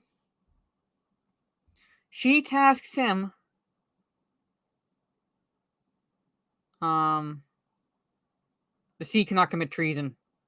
But the sea cannot commit treason, but the sea is always right. Which is it? Right? Whatever. The sea is always right, but it cannot commit treason, but the sea is always right. But it's also treacherous according to Galadriel and Lord of the Rings. So, what is it? Anyway. So she tasks him in this scene. I'm going to kind of skip a little bit. As he perform a service. Basically, you don't see it. But he's tasked with pretty much guarding Galadriel. It looks to be that way. They're going to corrupt. She's going to be corrupted by Sauron. Maybe, I don't know. But they're definitely deviating from her character. So, like, in this episode, I'm going to kind of, like, say it goes back and forth between Numenor and the Southlands. They do show the Harfoots a bit later in the episode, but primarily the focus is Numenor and the Southlands, because it goes back to the enslaved elves and humans, which again makes absolutely no sense. And look at this. All right, look at this. This orc is out in light. He is out in light. Granted, like, he has his cloak covering him and so forth, but look at his hands. Look at his fingers are exposed. His fingers are exposed. He'd be burning right fucking there.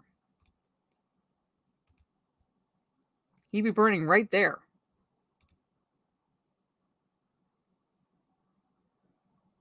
I see. I see Mazda's in the chat, but I'm guessing auto mods hid your little fucking comment, Mazda. Don't make me slap you. Don't make me slap you. Because if episode 5, and I'm not saying this show is shit so far.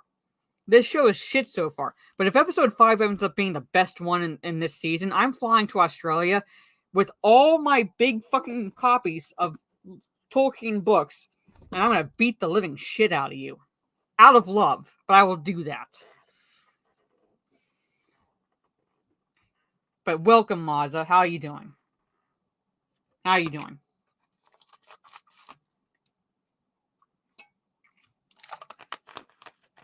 Yeah, SPF 1000, pretty much. SPF 1000, pretty much. Jeremiah wants to see that, yeah. But anyway, all right. What I'm saying is, like, it's not whatever. It again doesn't make any sense. They would not be out in the sun at fucking all.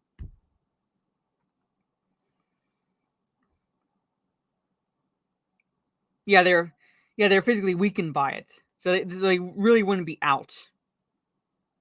They really wouldn't. They're not like vampires, but at the same time, they wouldn't be out in the sun. They try to avoid it. Pretty much. Also, don't forget to film it as well. Yeah, I'll do it. I'll post it on YouTube. That's what I'll do. Let's see. So, okay. See this?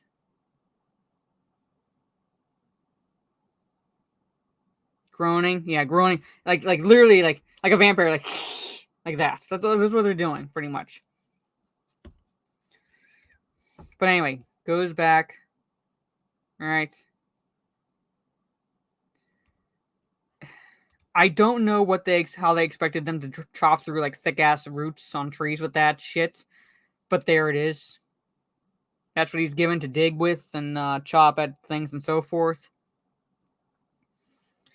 Just need a black cloak, yeah. Don't get good until season 3.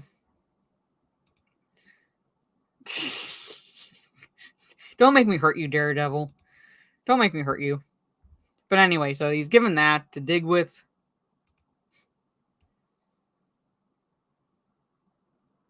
Let's see. Let me see. These passages reach all the way to Hordorn. Hordorn is non-canonical. Same with the other village. The one that the healer was living at. Yeah, I just need the slave music, yeah. What's the orc plan here? Hope to go unnoticed while I build trenches out in the open. I'm saying the plan itself makes no sense, and 2, the enslaving humans and elves makes absolutely no sense either. So, Hordern, not Hordor, Hordern, right there. I know the Hordor jokes. I know the illusion, but this is that village there is non-canonical. Thank you for the $5 super chat. They believe orcs are black. Isn't them having slaves problematic in current year? They didn't think that through, did they? But then again, it's okay because they're enslaving white people. Whatever. But anyway, so there it is. But that dude got accidentally mixed in. So, but anyway, so this must be how they escaped our detection. Again, how would this? Okay, forgetting the fact that it's out in the open now. Forgetting the fact, how did the elves miss villages getting razed? When I say raised, I mean like R-A-Z-E-D. I mean literally razed to the ground. How did elves miss that? How did the elves miss that? It makes no... God damn it, makes no fucking sense whatsoever. But there it is. They somehow escaped the elves' detection. Don't use logic on them. Don't use logic on them. It's like the quote from Mark Twain. Never argue with an idiot. Never argue with an idiot. He'll drag you down to his level and beat you with experience. That's what these showrunners are.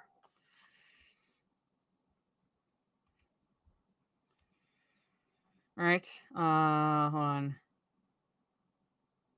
It says, but they ransacked village after village, toiling nightly to find it for their leader.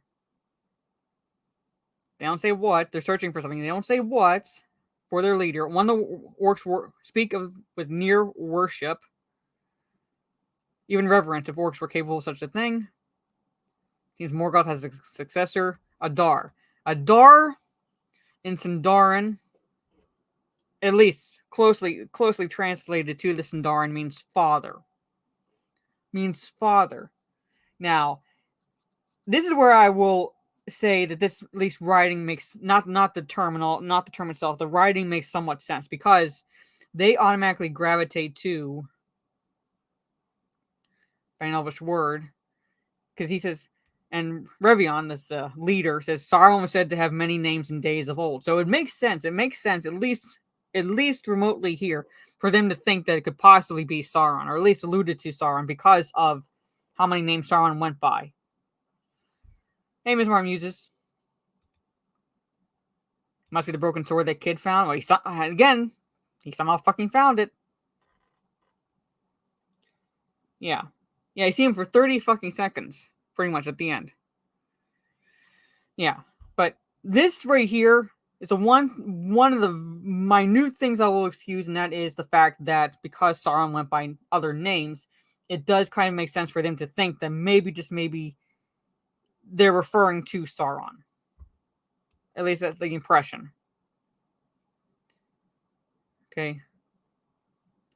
First one either of you has. Take it. Alright. So this is where they're planning their escape. So like he says, even if one of us can make it, we can come back in force. Okay. Yeah, misdirection. Again, misdirection. So let's see.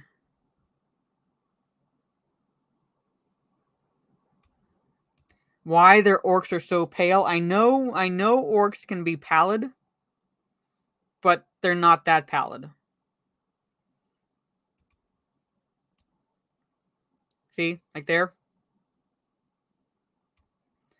And the one elf here, the leader, is refusing to tear down the tree because there's a tree blocking the path, the trench path. So he's ordered to take it down. Felling a tree will slow our progress. We shall go around. So he stands up to them. This actor is one of the few fucking actors they had in the show. In the show itself, that's a good actor.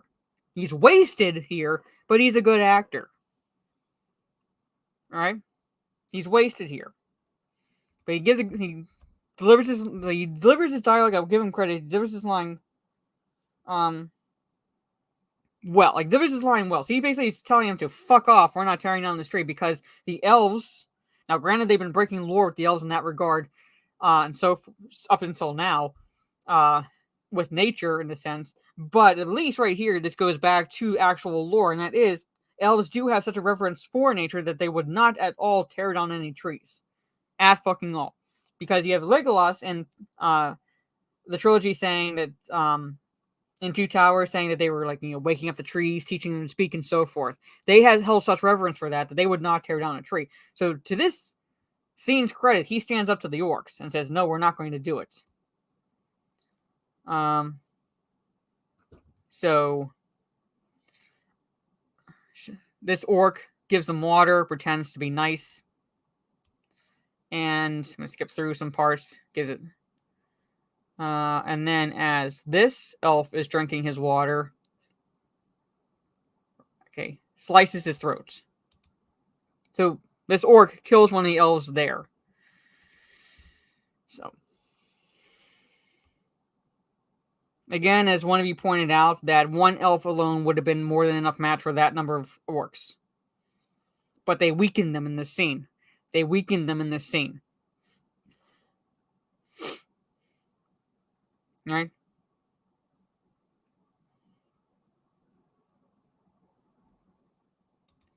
Hey, I'll buy that conspiracy theory. I'd buy that conspiracy theory.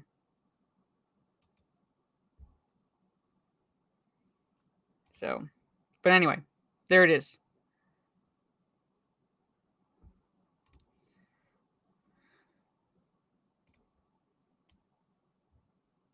Let me see if we can get a shot of him. Yeah.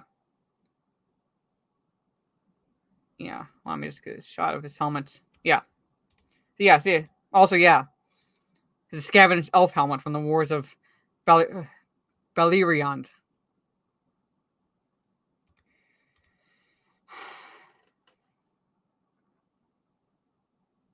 You know what, Mazda? Beating's too good for you. But I will scream like a banshee if episode 5 ends up being good. I really fucking will. If it ends up being the best in the season, and the season's already dog shit, I will laugh so fucking hard and scream like a banshee. But anyway, there it is. There's the helmet. There's the helmet. Okay. So they kill the one elf. Like I said, again, these elves should have been more than enough match for orcs. They should have been able to. They should not have been orcs should not have been able to put chains on these elves. Period. But elves would have been more than enough match. Well, more than enough match for these orcs. All right. Okay, he says he'll cut it down, but what he's really doing is looking at the tree line. So basically he actually does cut the tree down, but he does so. I'm not excusing the scene necessarily, but he does so he can be up on that tree line and actually see routes to escape and things like that. So I get that in a way, but however, he does start chopping down the tree. He apologizes to it. He says this, and then starts chopping down the tree. All right, and that's what he's doing. So, and it drops back to Numenor. All right, and these soldiers here,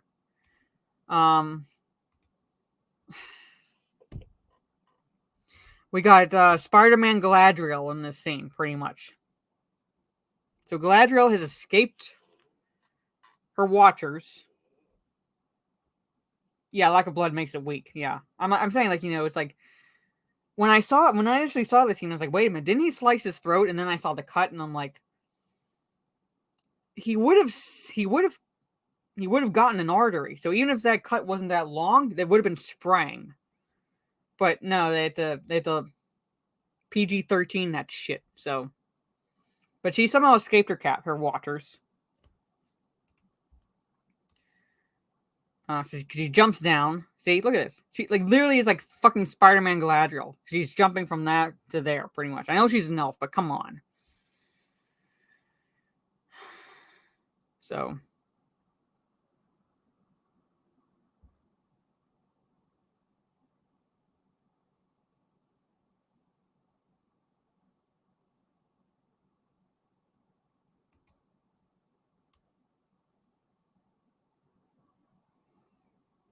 Okay, and she's eyeing one of their vessels, and Elendil's. He's found her, pretty much. So you find out the task that was assigned to him, and that was to watch over the elf, pretty much. Watch over the elf because they turned Tar Muriel into an elf hater. Pretty much. Yeah. And this is something else that she would not do. Yeah, can't let you take it. She pulls a dagger. She pulls Finrod's blade on Elendil.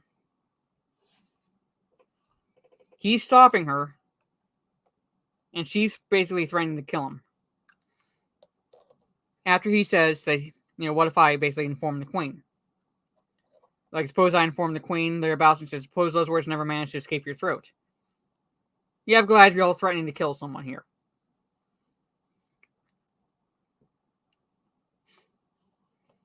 Pretty much. I saw that scene and I was like, Jesus Christ.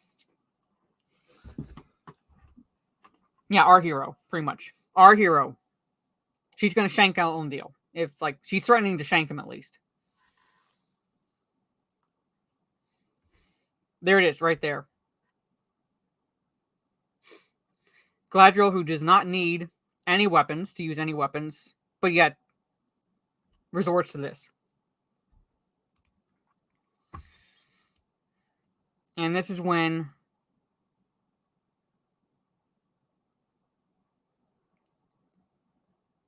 okay, and she very judgmental with this dialogue here. Who is this mortal who speaks to me as if he has the slightest idea who I am? Who is this mortal who speaks to me as if he has the slightest idea who I am? So, again in the episode, they managed to make her a Karen. Yes! She threatened the future High King of Arnor! She literally threatened the future King of Arnor. She threatened to shank him.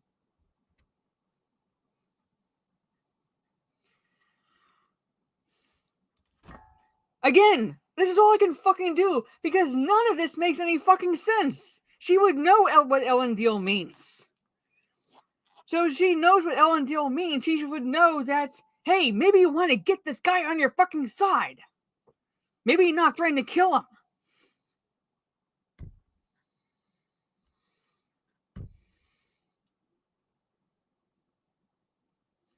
This is none of this makes any goddamn sense. And I'm only about halfway fucking through this shit. We still got more boredom to go through.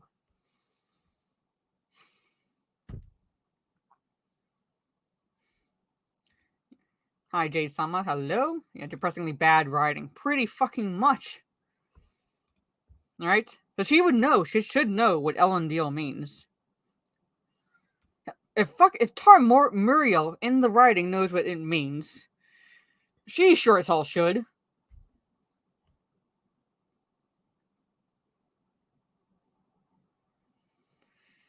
Looks down on everyone that isn't her. Yeah, they're beneath her.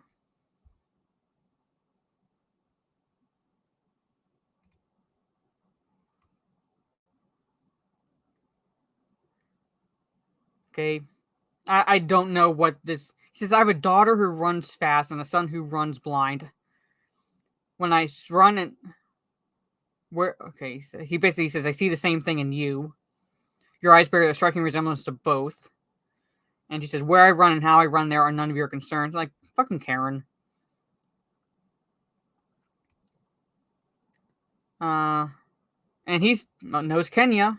Again, she should know by his name that he's at least someone that she should be able to trust. And he's facing her in Kenya. You're not hated by all, my lady. And he said he learned it in the Hall of Lore. Okay. Did you say ride? All right. And here's where I got the shot for the thumbnail. See if I can. This is kind of the shot. This is close to what I got for the thumbnail. That horse. That poor horse.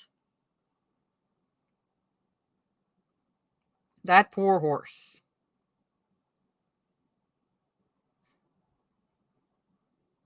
Yeah. Yeah, I'm already going on 2 hours now.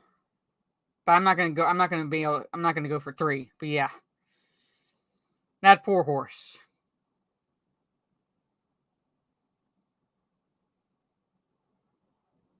It doesn't even look like the same actress. It really doesn't even look like the same actress. Or at the very least, it's a different actress and they kind of CGI'd Morpher Clark's face on her. But it does not look like the same actress. Because I want to see if I can get a better shot of her face. I don't know. Maybe it's Morpher Clark there because that's a close-up. But that's not her.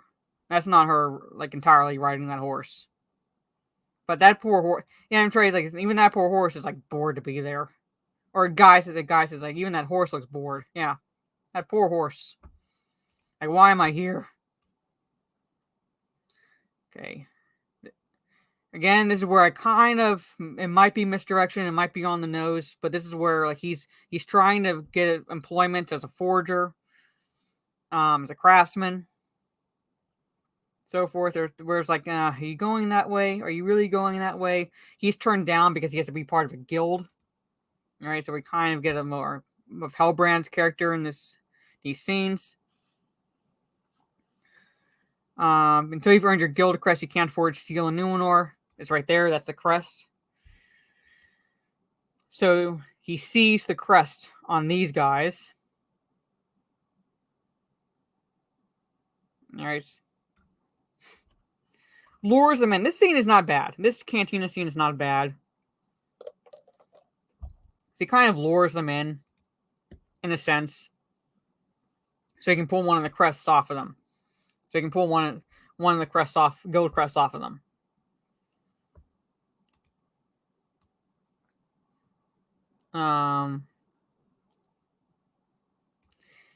This is, again, I don't think there. I hope to fucking God they don't have anything romantic happen between Galadriel and Hellbrand in this series.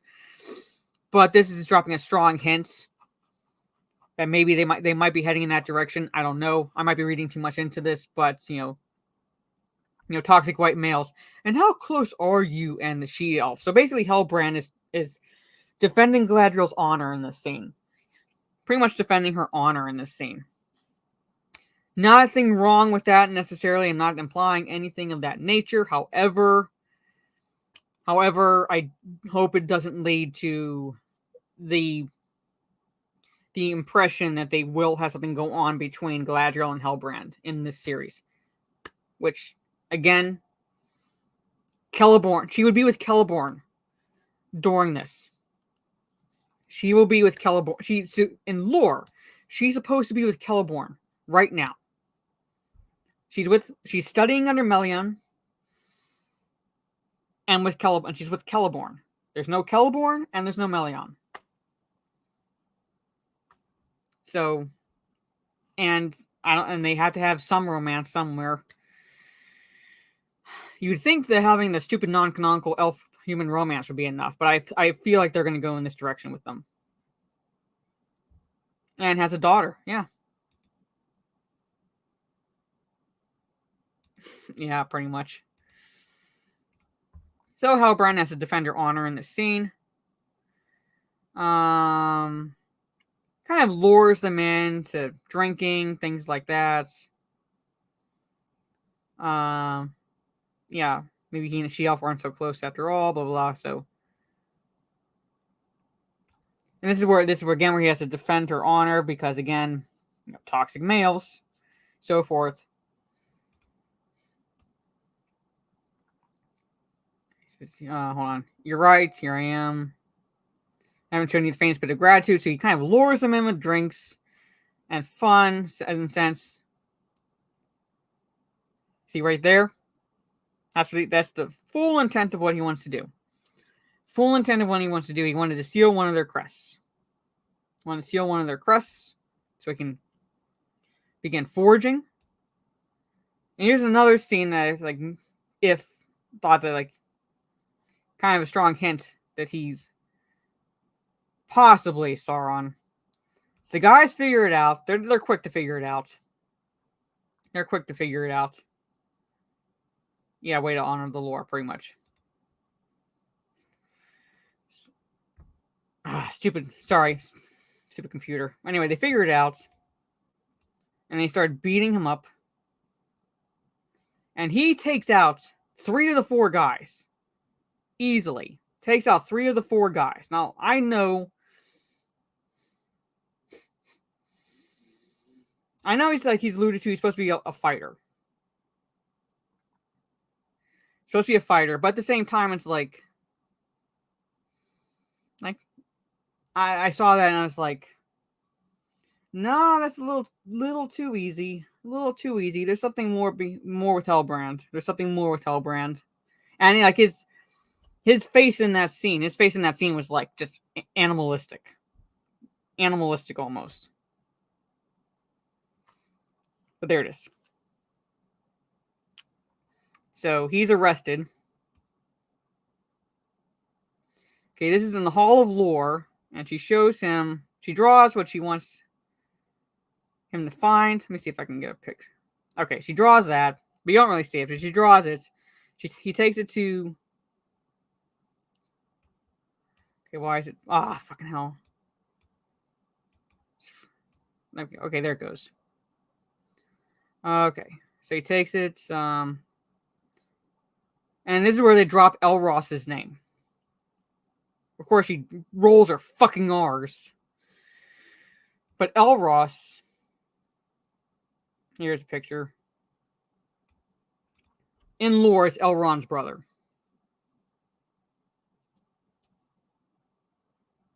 Is Elrond's brother. And he and the first king of Numenor.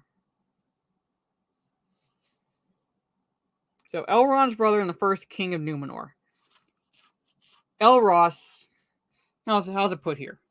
Just to give you guys, because not all of you like read the works, things like that.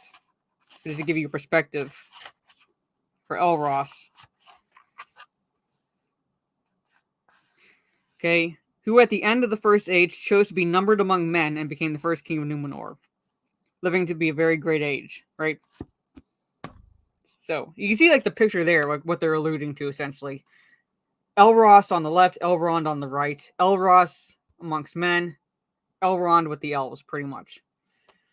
Again, they have no rights to that lore, but they're depicting it nonetheless here. Yeah, okay, remember the dude from the Silmarillion? Okay, let's move on. Yeah, they're pretty much just name dropping him here, but he's significant. But they have no rights to portraying his character, pretty much. Hugo Weaving played Elrond. Elros's brother. Elrond, even on the tapestry, yeah, fucking hell, yeah. Elrond, again, for those who are just joining in on the chat, was a commander. He was the commander. He served Gil-galad in that capacity, not Galadriel. So he was a commander. Elrond was a commander. But they take that away from him. And name drop Elros. Literally. Like, nudge, nudge, wink, wink. Nudge, nudge, wink, wink. There you go. Okay. Alright, here's where they find out the account of a human spy retrieved from an enemy dungeon. Alright. He drew this to record the tower's location. And they figured out this is no sigil. So mark, it's a map. Galadriel was more the mage. Galadriel doesn't need any physical weapons. She was more the mage. He was, but Galadriel was more the mage than he was. However, he did serve in the capacity as commander. So when you see him in the last alliance, yeah, that he is serving in that capacity. He was a commander of the Northern armies. He was a commander. And elves aren't beyond. They're not beyond using weapons. My point is that Galadriel didn't need them. Elrond used them. He didn't exactly need them, but he used them. Galadriel did not need them. Did not fucking need them. All right? but Elrond used them in battle. But they took that away from him and gave it to her. So they're going to figure out. Now, granted, they cannot, unless anything changed in the clauses, cannot depict the events of the Last Alliance, because those have already been depicted on screen. And because they've already been adapted and depicted in the Lord of the Rings movies, they cannot show it. But how are they going to fucking explain why Galadriel is there? Well, why Elrond is there and not Galadriel? Why is Elrond there and not Galadriel? If she's supposed to be commander of the northern armies, if she's supposed to be the scourge of the orcs, if she's supposed to be this badass warrior, and there's her pretty much the fucking arc of her in this entire season at least, so like, you know, from what I can imagine, is that she's hunting down Sauron. So when she has the chance to face him on the battlefield, why isn't Galadriel there? How are they going to figure that out and showing that as a plausible reason for her not to be there? As a plausible reason for her not to be there.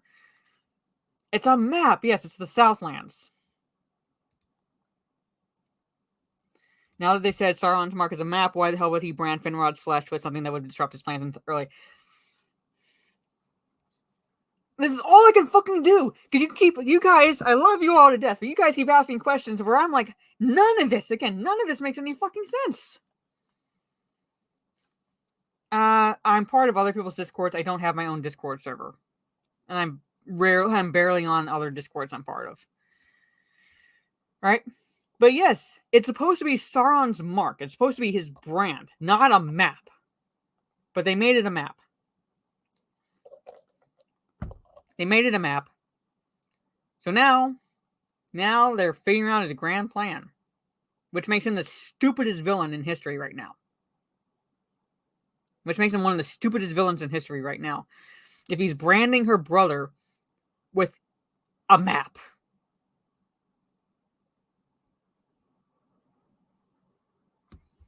It makes absolutely no sense.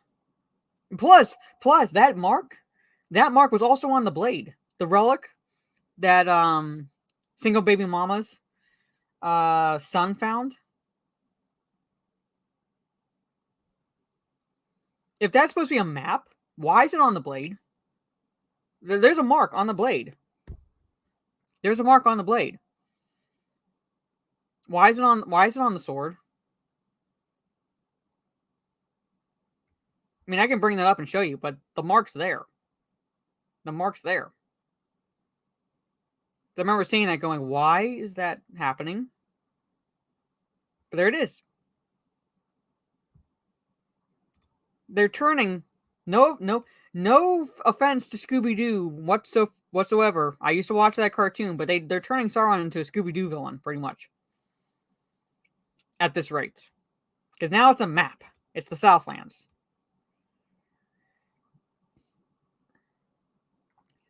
Okay, he knows it's the Black Speech, somehow. Speaks a plan, so they're figuring out his plan. A plan by which to create a realm of their own, where evil would not only endure, but thrive.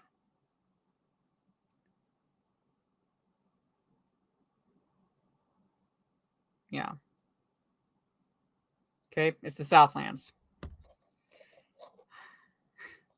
Scooby-Doo villain, they figured out his plan. And he would have gotten away with it too if it weren't for you meddling elves. Literally.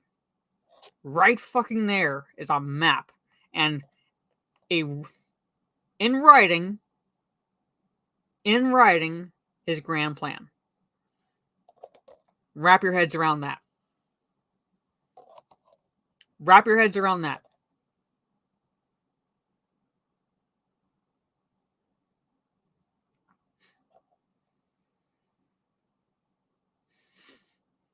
He's subverting their expectations by telling them every fucking thing he's planning on doing.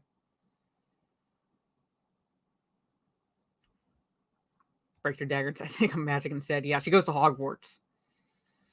Theo will be the 10th Nazgul. Yeah. Like, wrap your heads around that. But anyway. get back to the south. No, Harfoots. Oh my god, they reminded that the Harfoots are in this show. And again, they look so fucking stupid. This is the festival. I don't know what those things are supposed to be. I don't know why they've made costumes out of hay or straw. Look at that.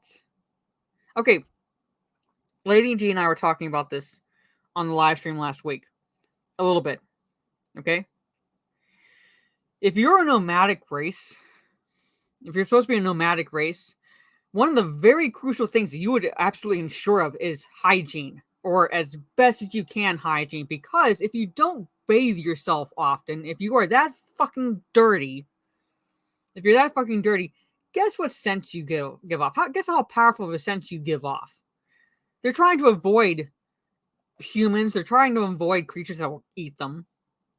And yet, they walk around looking like they haven't seen water in weeks.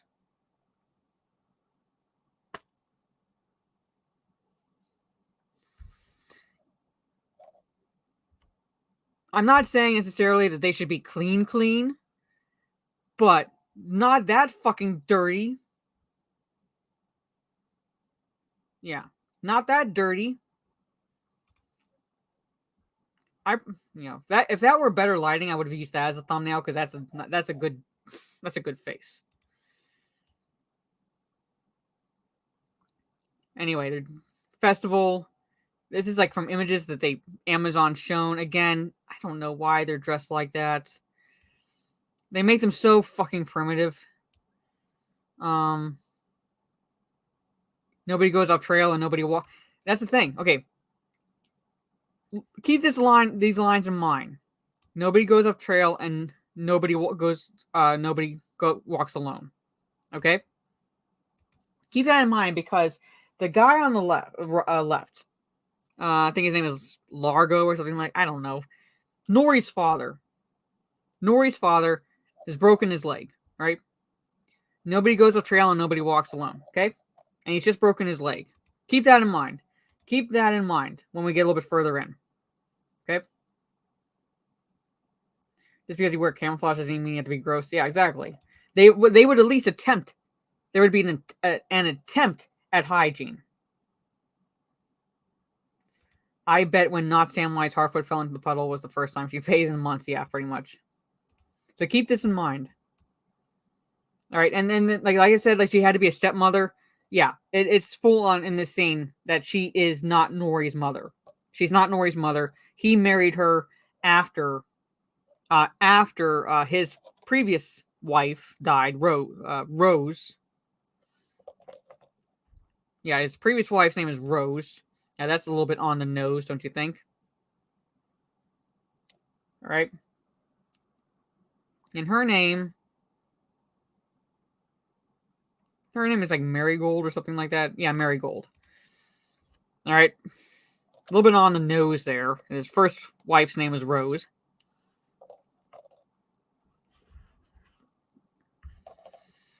And her name is Marigold. She's the second wife. Now, Harfoots are supposed to be the most representative of hobbits. And hobbits, it's not uncommon, but it's rare for them to marry again, take on a second partner. Even if their spouse dies young, it's very rare for them to marry again. I'm not saying it doesn't happen. I'm saying it's very rare. It's very rare, and that is, if they did research, is part of the lore. But they had them marry again, so it's again not uncommon, or at least it's not. Sorry, it's not uncommon, but it's kind of like you could have figured this out that he most likely would not have wed again. Yeah, he loves plant names. Yeah, most likely would not have wed again. Hey, Legends of the Brave Bard, based on what is in the actual lore for hobbits, namely Harfoots in this case, but hobbits in general. And Harfoots are supposed to be the most representative, like I said, of hobbits. So Harfoots are what become the hobbits of the Shire that we see in Lord of the Rings. They don't look at all like they would ever become that. But when as lore mattered. Anyway. So, okay. So we set this up. She goes to see. She wants to steal. Okay, I'm just going to skip these parts right there because nothing much happens. She wants to steal pages from Sadok's book that show constellations. All right, because she somehow figured out that what she thinks that what the stranger is drawing and his looking up at the stars means that he's like trying to draw a constellation. Her feet, yes. So she's trying to steal pages. Her not Samwise friend helps her. So she steals it. While Sadok is, I don't know what he's supposed to be writing. All right. Now, remember where they're chanting, nobody goes off trail and nobody walks alone? And now begin our next journey because they're getting ready to migrate again. They're reading names now of Harfoots that were left behind. For whatever reason, who fell behind for whatever reason. They are now reading names, okay? They're reading names of those who fell behind, which means that they have at least some reverence for those lost. Okay? That they remember, like in the trailer, that they have hearts bigger than their feet and so forth and what have you. Okay? Keep this in mind. Keep this in mind. All right? Okay, so he's reading off the names. The stranger wanders in, finds the pages, somehow goes up to, recognizes Nori's bag, finds the pages, and he's able to read this shit. He's able to figure it out. So he finds this. He finds what looks to be the constellation he was drawing. Yeah, the dead people scene list was kind of creepy. It kind of was in a way. It kind of was. But at the same time, it does make kind of sense because they are nomadic, so they are going to remember those who fell behind. But at the same time, it's like it is what it is. It's the Amazon lore for Harfoots, pretty much. And get surprised when the pages start burning, pretty much. See? Pages start burning. Look at that symbol. And I pointed this out on Twitter. This is another strong indication that it's Gandalf, or Gandalf in name only. Hey, Stieg. Hope you're well as well. Look at that symbol. Regardless, it's backwards, but it's very close to the mark of Gandalf.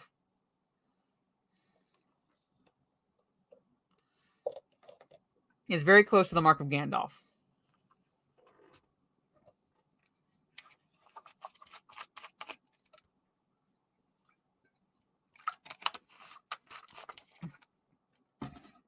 Yes, that's what I'm going to get to, Stieg. Because this happens.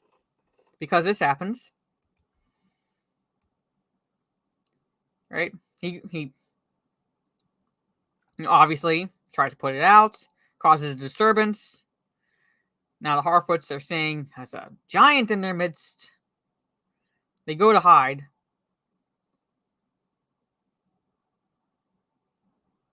Okay. And now is where the trial happens, so to speak. Right?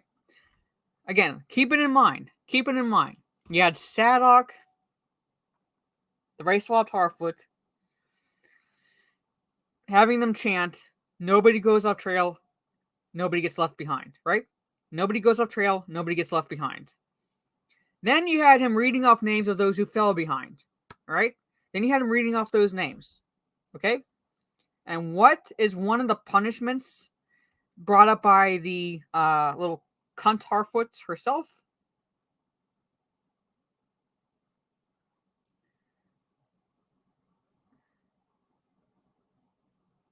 Our laws are clear.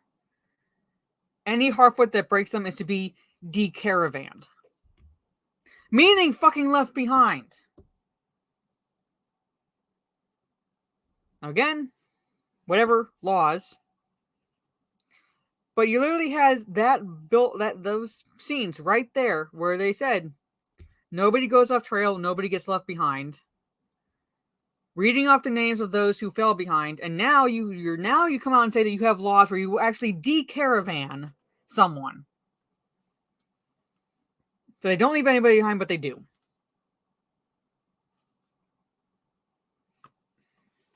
Yep.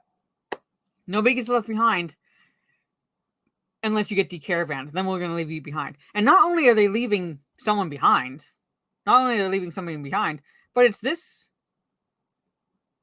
Well, let me see. Or at least that's what she says. Or at least that's one of the laws, pretty much.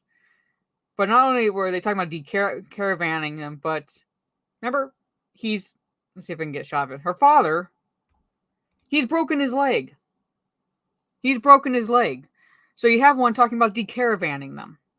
All right? Right? Talking about decaravanning them. So Sadok says, our laws are clear indeed, but he kind of excuses Nori. But he says they won't be decaravanned. Cart will be with us at the back of the caravan. At the back of the caravan. So he doesn't decaravan them, but he puts them in the back. Yeah, to the back with you.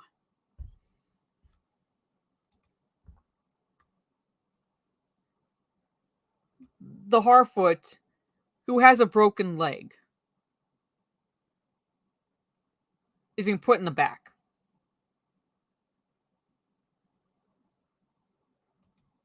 Pretty much.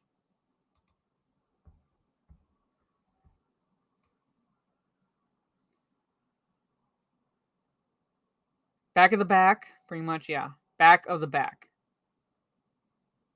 Okay, and she says, you may have well have stamped our names in the book of Left Behinds. So, yeah.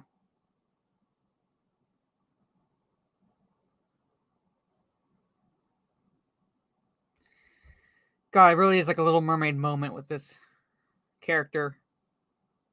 Right. He somehow knows he fucked up. All right. He somehow knows he fucked up.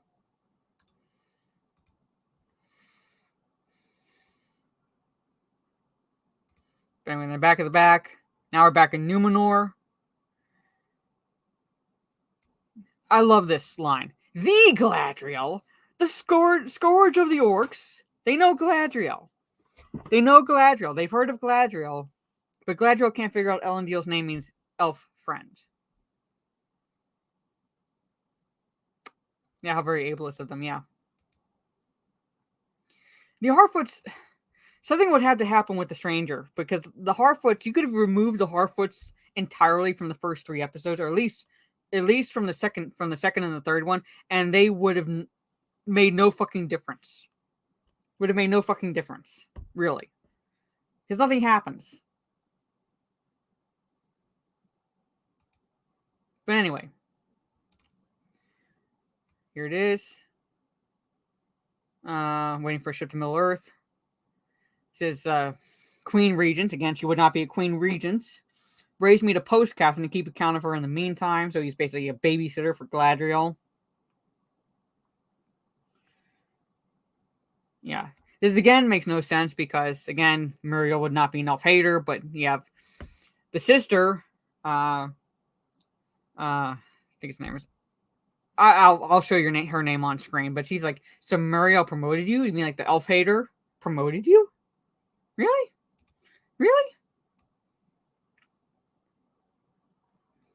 He wants to escort her back. Hint, hint. He wants to be a sailor. It's not just a phase, Dad. Yeah. Okay, so because this is where it's not just a phase, Dad. Pretty much, conversation happens because he's saying I was thinking I might defer, meaning that he's not going to go through the trials. of the sea cadets. He's not going to go through the trials. Hold on. Just for a season, perhaps. Okay, so sister drops that she's kind of listened in on Isildur's conversations, or she's kind of had her suspicions. Yeah, this is her name here. Iarion, or Iarion, Arian, whatever. Again, you try looking her up, she's non-canonical. There's no character. No sister. So, he admonishes her.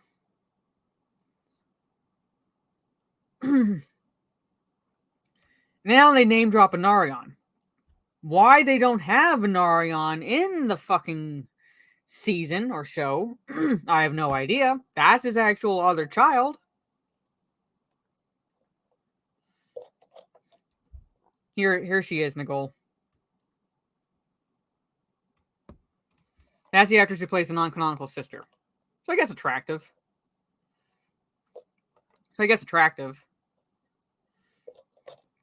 But Isildur never had a sister. They name drop Anarion. Where is it?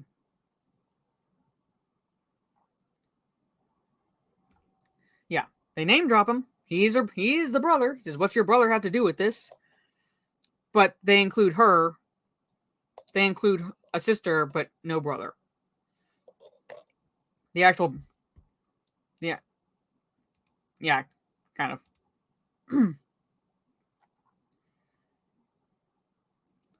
But they don't show Anarion. They don't show him. And he's supposed to be younger.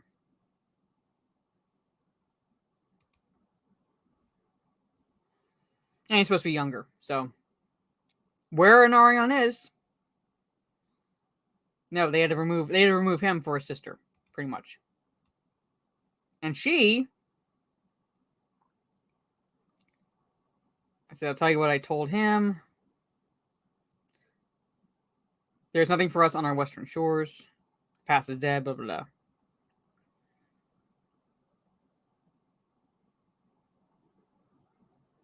Alright, so basically this is not just a phased dad conversation. Isildur wants to be a sailor. He doesn't want to...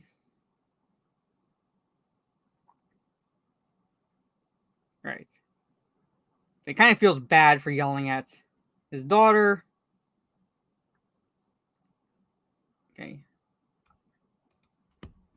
The best way, like I said, I can sum up the scene is it's not just a phased dad, pretty much. Isildur wants to be a sailor, even though, again, Elendil is a noble. He's of a noble line, as is Isildur. But he just wants to be a sailor, Dad. You just don't you don't understand me, Dad. And the letter she receives is that she's been made an apprentice for the Builders Guild. An apprentice for the Builders Guild.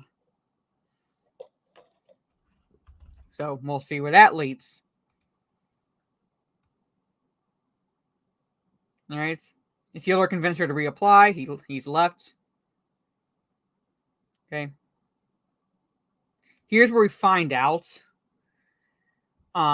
It could be everything could be a misdirection with the fucking Hellbrand character, but we're led to believe.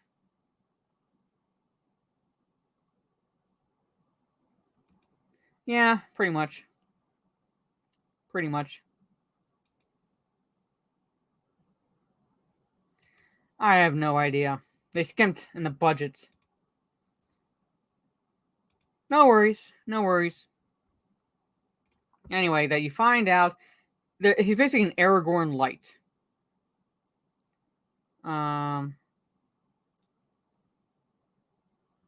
She said, I found this in the Hall of Lore.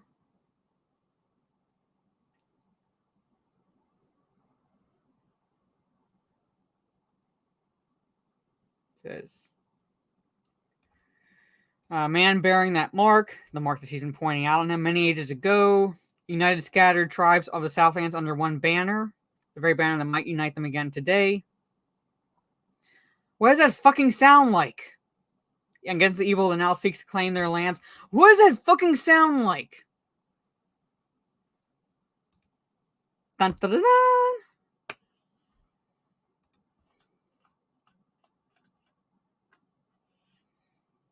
Like, who could that sound like? Someone to unite the banners of the tribes of men under one banner against the evil that now seeks to claim their lands. Who could that fucking be?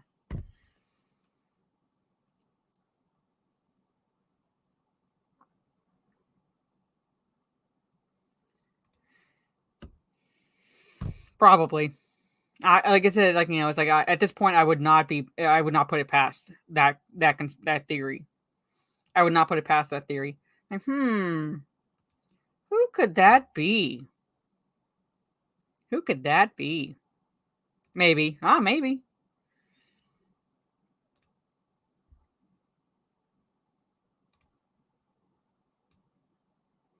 All right. Your people have no king, for you are him. Dun dun dun dun. Pretty fucking much. Now all I need is that clip of the monkey from the that Pirates claymation movie. I can't remember what it's called. I'm blanking on it. But the one that rolls its eyes and goes like, that's what I need right now. Yeah, how could you sing? Yeah.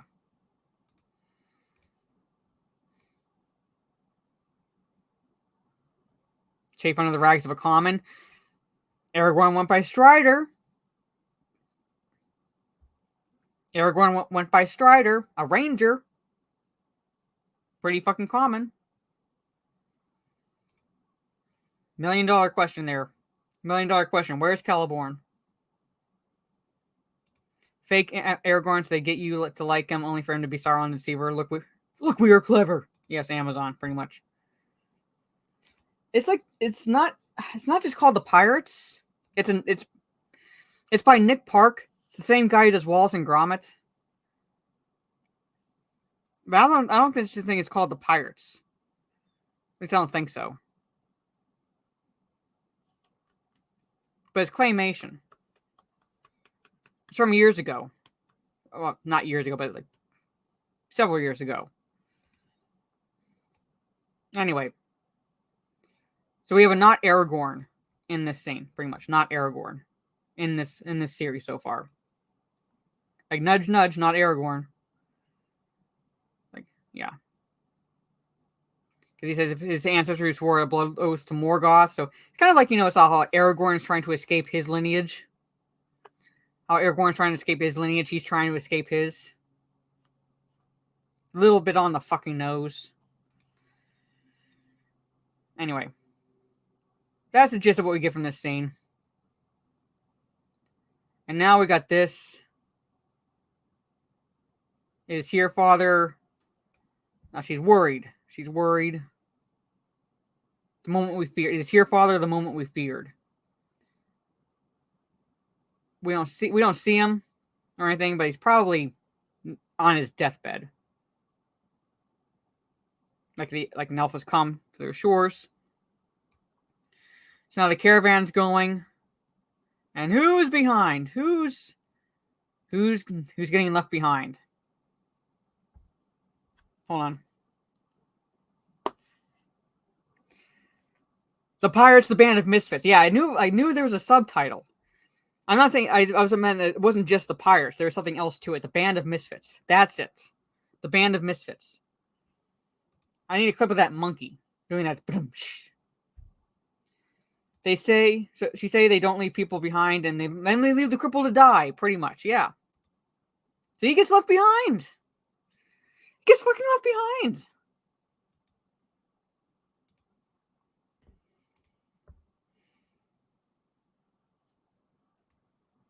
All right. So they're having trouble. Then the stranger comes. Somehow learns to speak the word friend. So he speaks English here. He speaks a few words. But he helps them. He helps them. All right. Now this is the last scene. We finally got to the last scene. Oh, and I am going to have to jump off soon because I'm going longer than I expected I would be going. Going for over 2.5 hours. Yeah, they're awful beings, pretty much. Yeah. Harfoots are assholes, pretty much. Yeah, they are. But anyway, here's where they try to make their grand escape. So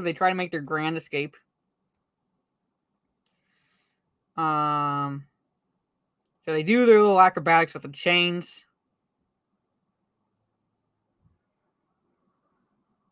Okay. Fighting the orcs, they pull down. Hold on. He runs on the chains because the orcs are trying to pull the elves. All right. So Hood Elf runs on the fucking chains. Hood Elf runs on the fucking chains.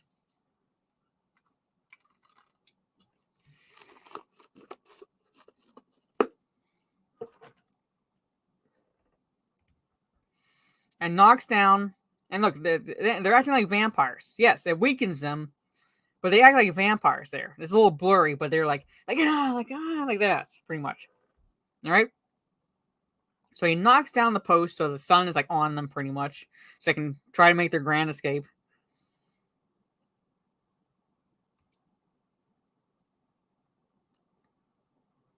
All right? They like recoil from the lights because they're vampires. They don't understand how orcs work. Okay, they're breaking their chains. They're trying to break their chains. Then they say, release the warg. Release the warg. Again, handy dandy little thing, this Tolkien dictionary. Because I'm like, wait a minute. Wait a fucking minute. Release the warg. Release the warg.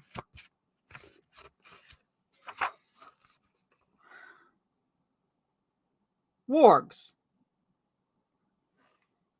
In the third age of the sun in Rovanion, there lived an evil breed of wolves that made an alliance with the mountain orcs. These wolves were named wargs, and often when they set off for war, they went with orcs called wolf riders. Third age. Third age. Now they have a warg in the second age.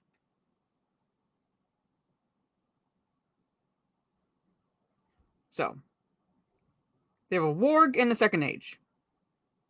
All right?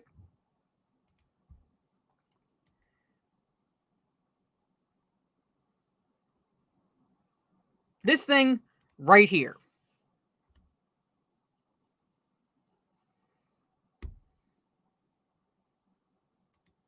Yeah. This thing right here.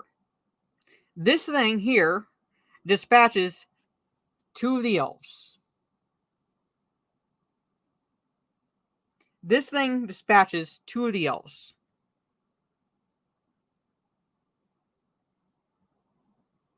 That's a warg. That's a warg. All right? So this elf goes after it. All right? She's eaten. Again, these are, okay, elves. Not only should these elves have been able to take on these orcs, but they, at the very least, should have been able to take on this warg. And it takes out 2 of the elves. It takes out 2 of the elves. Takes out this elf right here, this female elf. Bites into her. See? Okay, kills her. Then takes out this one here. Takes out 2 elves in this 30 seconds. Not even really 30 seconds. Takes out 2 elves. Alright? Now, granted, they don't have their normal weapons, but at the same time, they have those tools they could use as weapons and so forth. So it takes out 2 of the elves.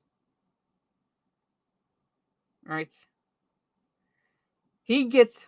Okay, Hood Elf gets the warg to go after him. Traps it in the tree roots. It's really hard to get a good shot of it, but traps it in the tree roots. Okay? Or tries to trap it long enough for his commander to get out of there. Because Because remember, like, if at least one escapes, they can bring back more in force. Pretty much, that's the whole plan. Somehow traps this warg, wraps chains around it. These roots. All right, these roots are still tight. It's like halfway in the ground. All right, so they're still. See how this tree is? All right, see how this tree is? Somehow wraps the chain around those roots to trap the warg in there. Okay? So his commander can escape. But this... Okay, I gotta play this shot here, alright? So he's holding on the chains. Hold on, where is it? Okay. Shit. I'm gonna kind of play this and keep pausing it, alright? Watch this, okay? He's holding the warg in there. Commander breaks the chains. Okay, the orcs somehow pull this elf. Alright? Somehow pull this elf. So this is what happens. Remember what we saw, like, one of the trailers? Pull this elf, see? They're pulling the chain. And he turns, grabs a stick, and look at this! Okay, I'm going to play this. I'm most likely going to get hit with this, but watch this. Watch this. Look at what he's doing. He flies! He literally Peter Pans it over there. He pretty much Peter Pans it over there.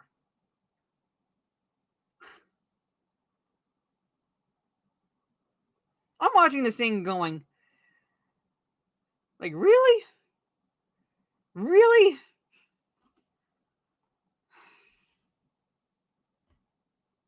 But anyway, Peter Pans it over there.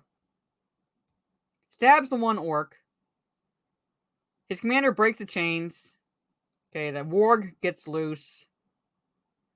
Looks like the warg's going to eat the commander. Alright. And, okay, the hood elf throws it. Well, the hood elf throws a spear. Let me see if I can play it a little bit. The warg escapes.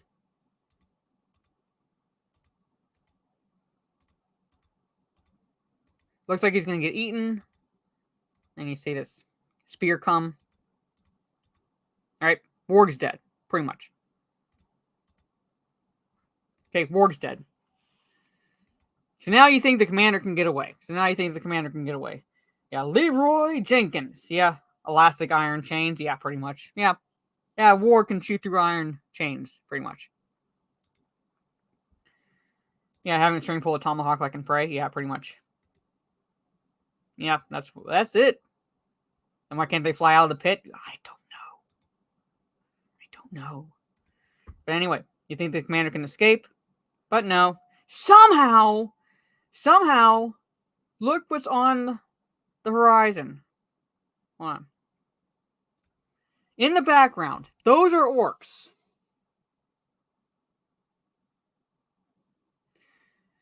Somehow, the orcs figured out they don't like the sun. Right, they're physically weakened by the sun, but they have these orcs acting like vampires. Those orcs are on the horizon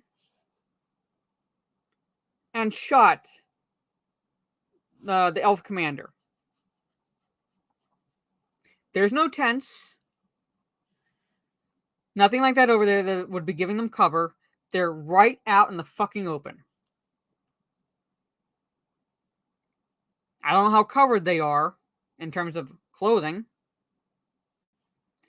But those three over there are orcs.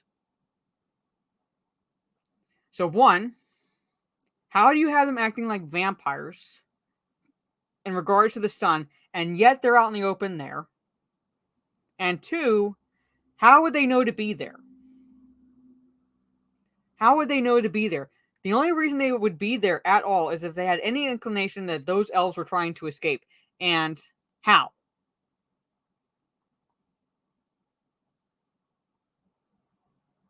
How? Hello, Dan. Yes, ever the troll you are. Thank you so much. How? What inclination did they get for them to position any orcs over there? Just in case the elves escaped.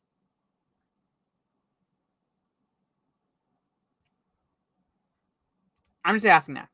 Because those are orcs. Those are orcs. Right? And he shot. He shot with an arrow, and then he shot with another arrow. And he's dead. Alright, and that's the end where they pull him off. They're ready to kill him. And one of the orcs says, wait. Because now, Adar, Adar, Adar. And this is all you see of Adar. Just blurry. Alright? So, we'll most likely see him in the next episode, who that's supposed to be. The theory is that Adar is a fallen elf. That's the theory going around, which, again, breaks lore, because elves would... It's not like dark side and light side from Star Wars. Elves don't just fall. Case in point, how the orcs are created. Pretty much. Elves wouldn't just fall.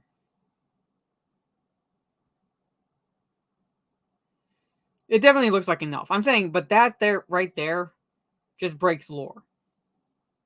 And even Screen Rant called it out. When you have Screen Rant, one of the... Not necessarily as big a shill site as, like, CBR or anything like that, but a pretty fucking big shill site, nonetheless. When you have even Screen Rant calling it out and saying, this breaks lore. This breaks lore. When you even have that happening... I'd be like, I wouldn't like you'd be taking a step back going, that's not good. That's not good.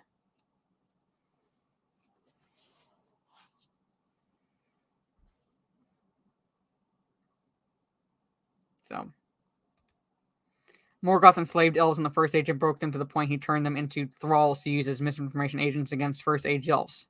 Yeah, but this is supposed to be Second Age. This is supposed to be Second Age.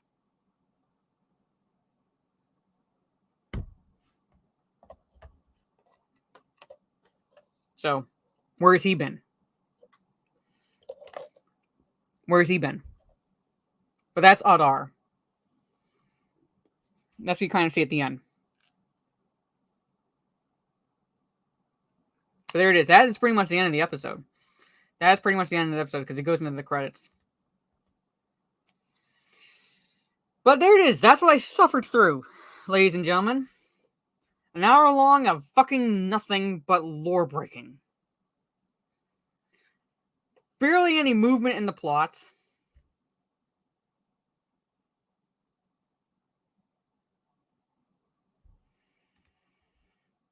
Who's to say that who would put it that past the showrunners that they wouldn't rip off something else's plot?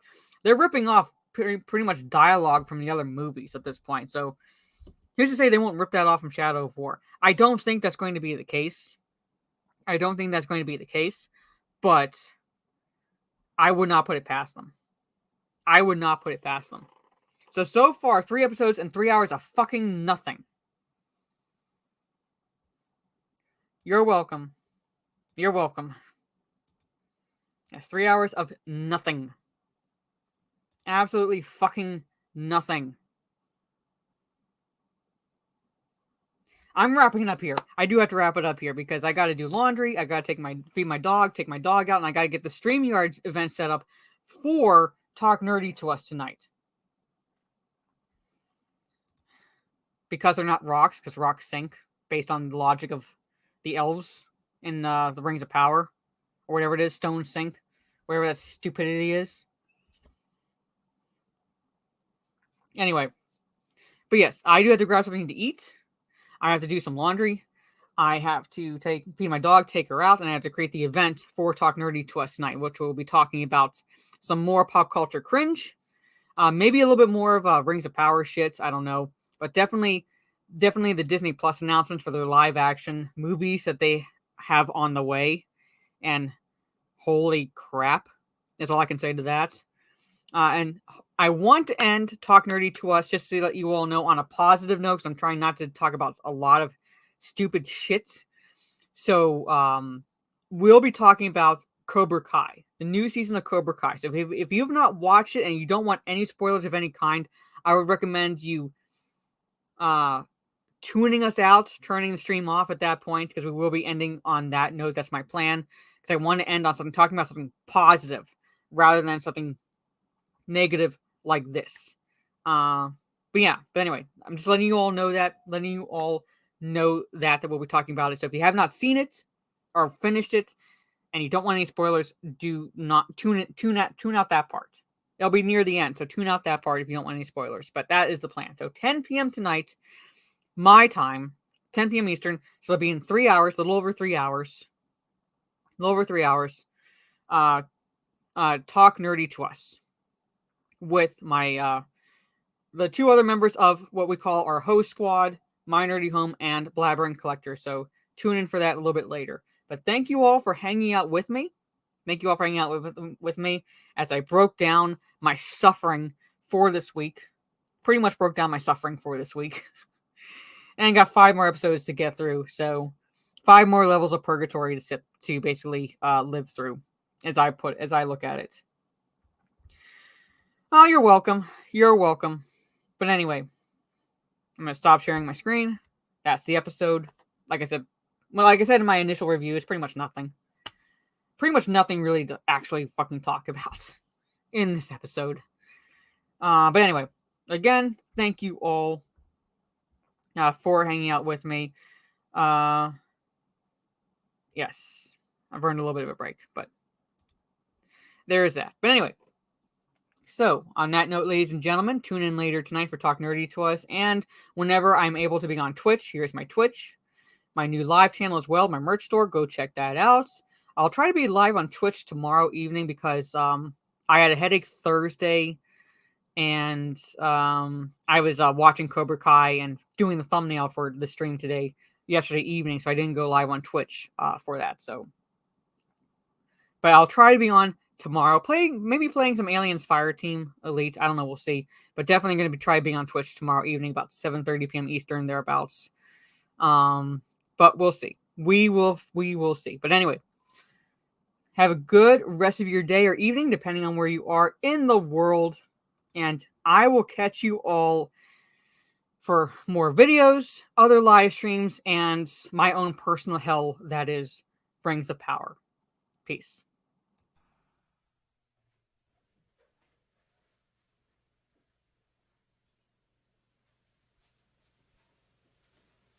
You're still here? It's over. Go home.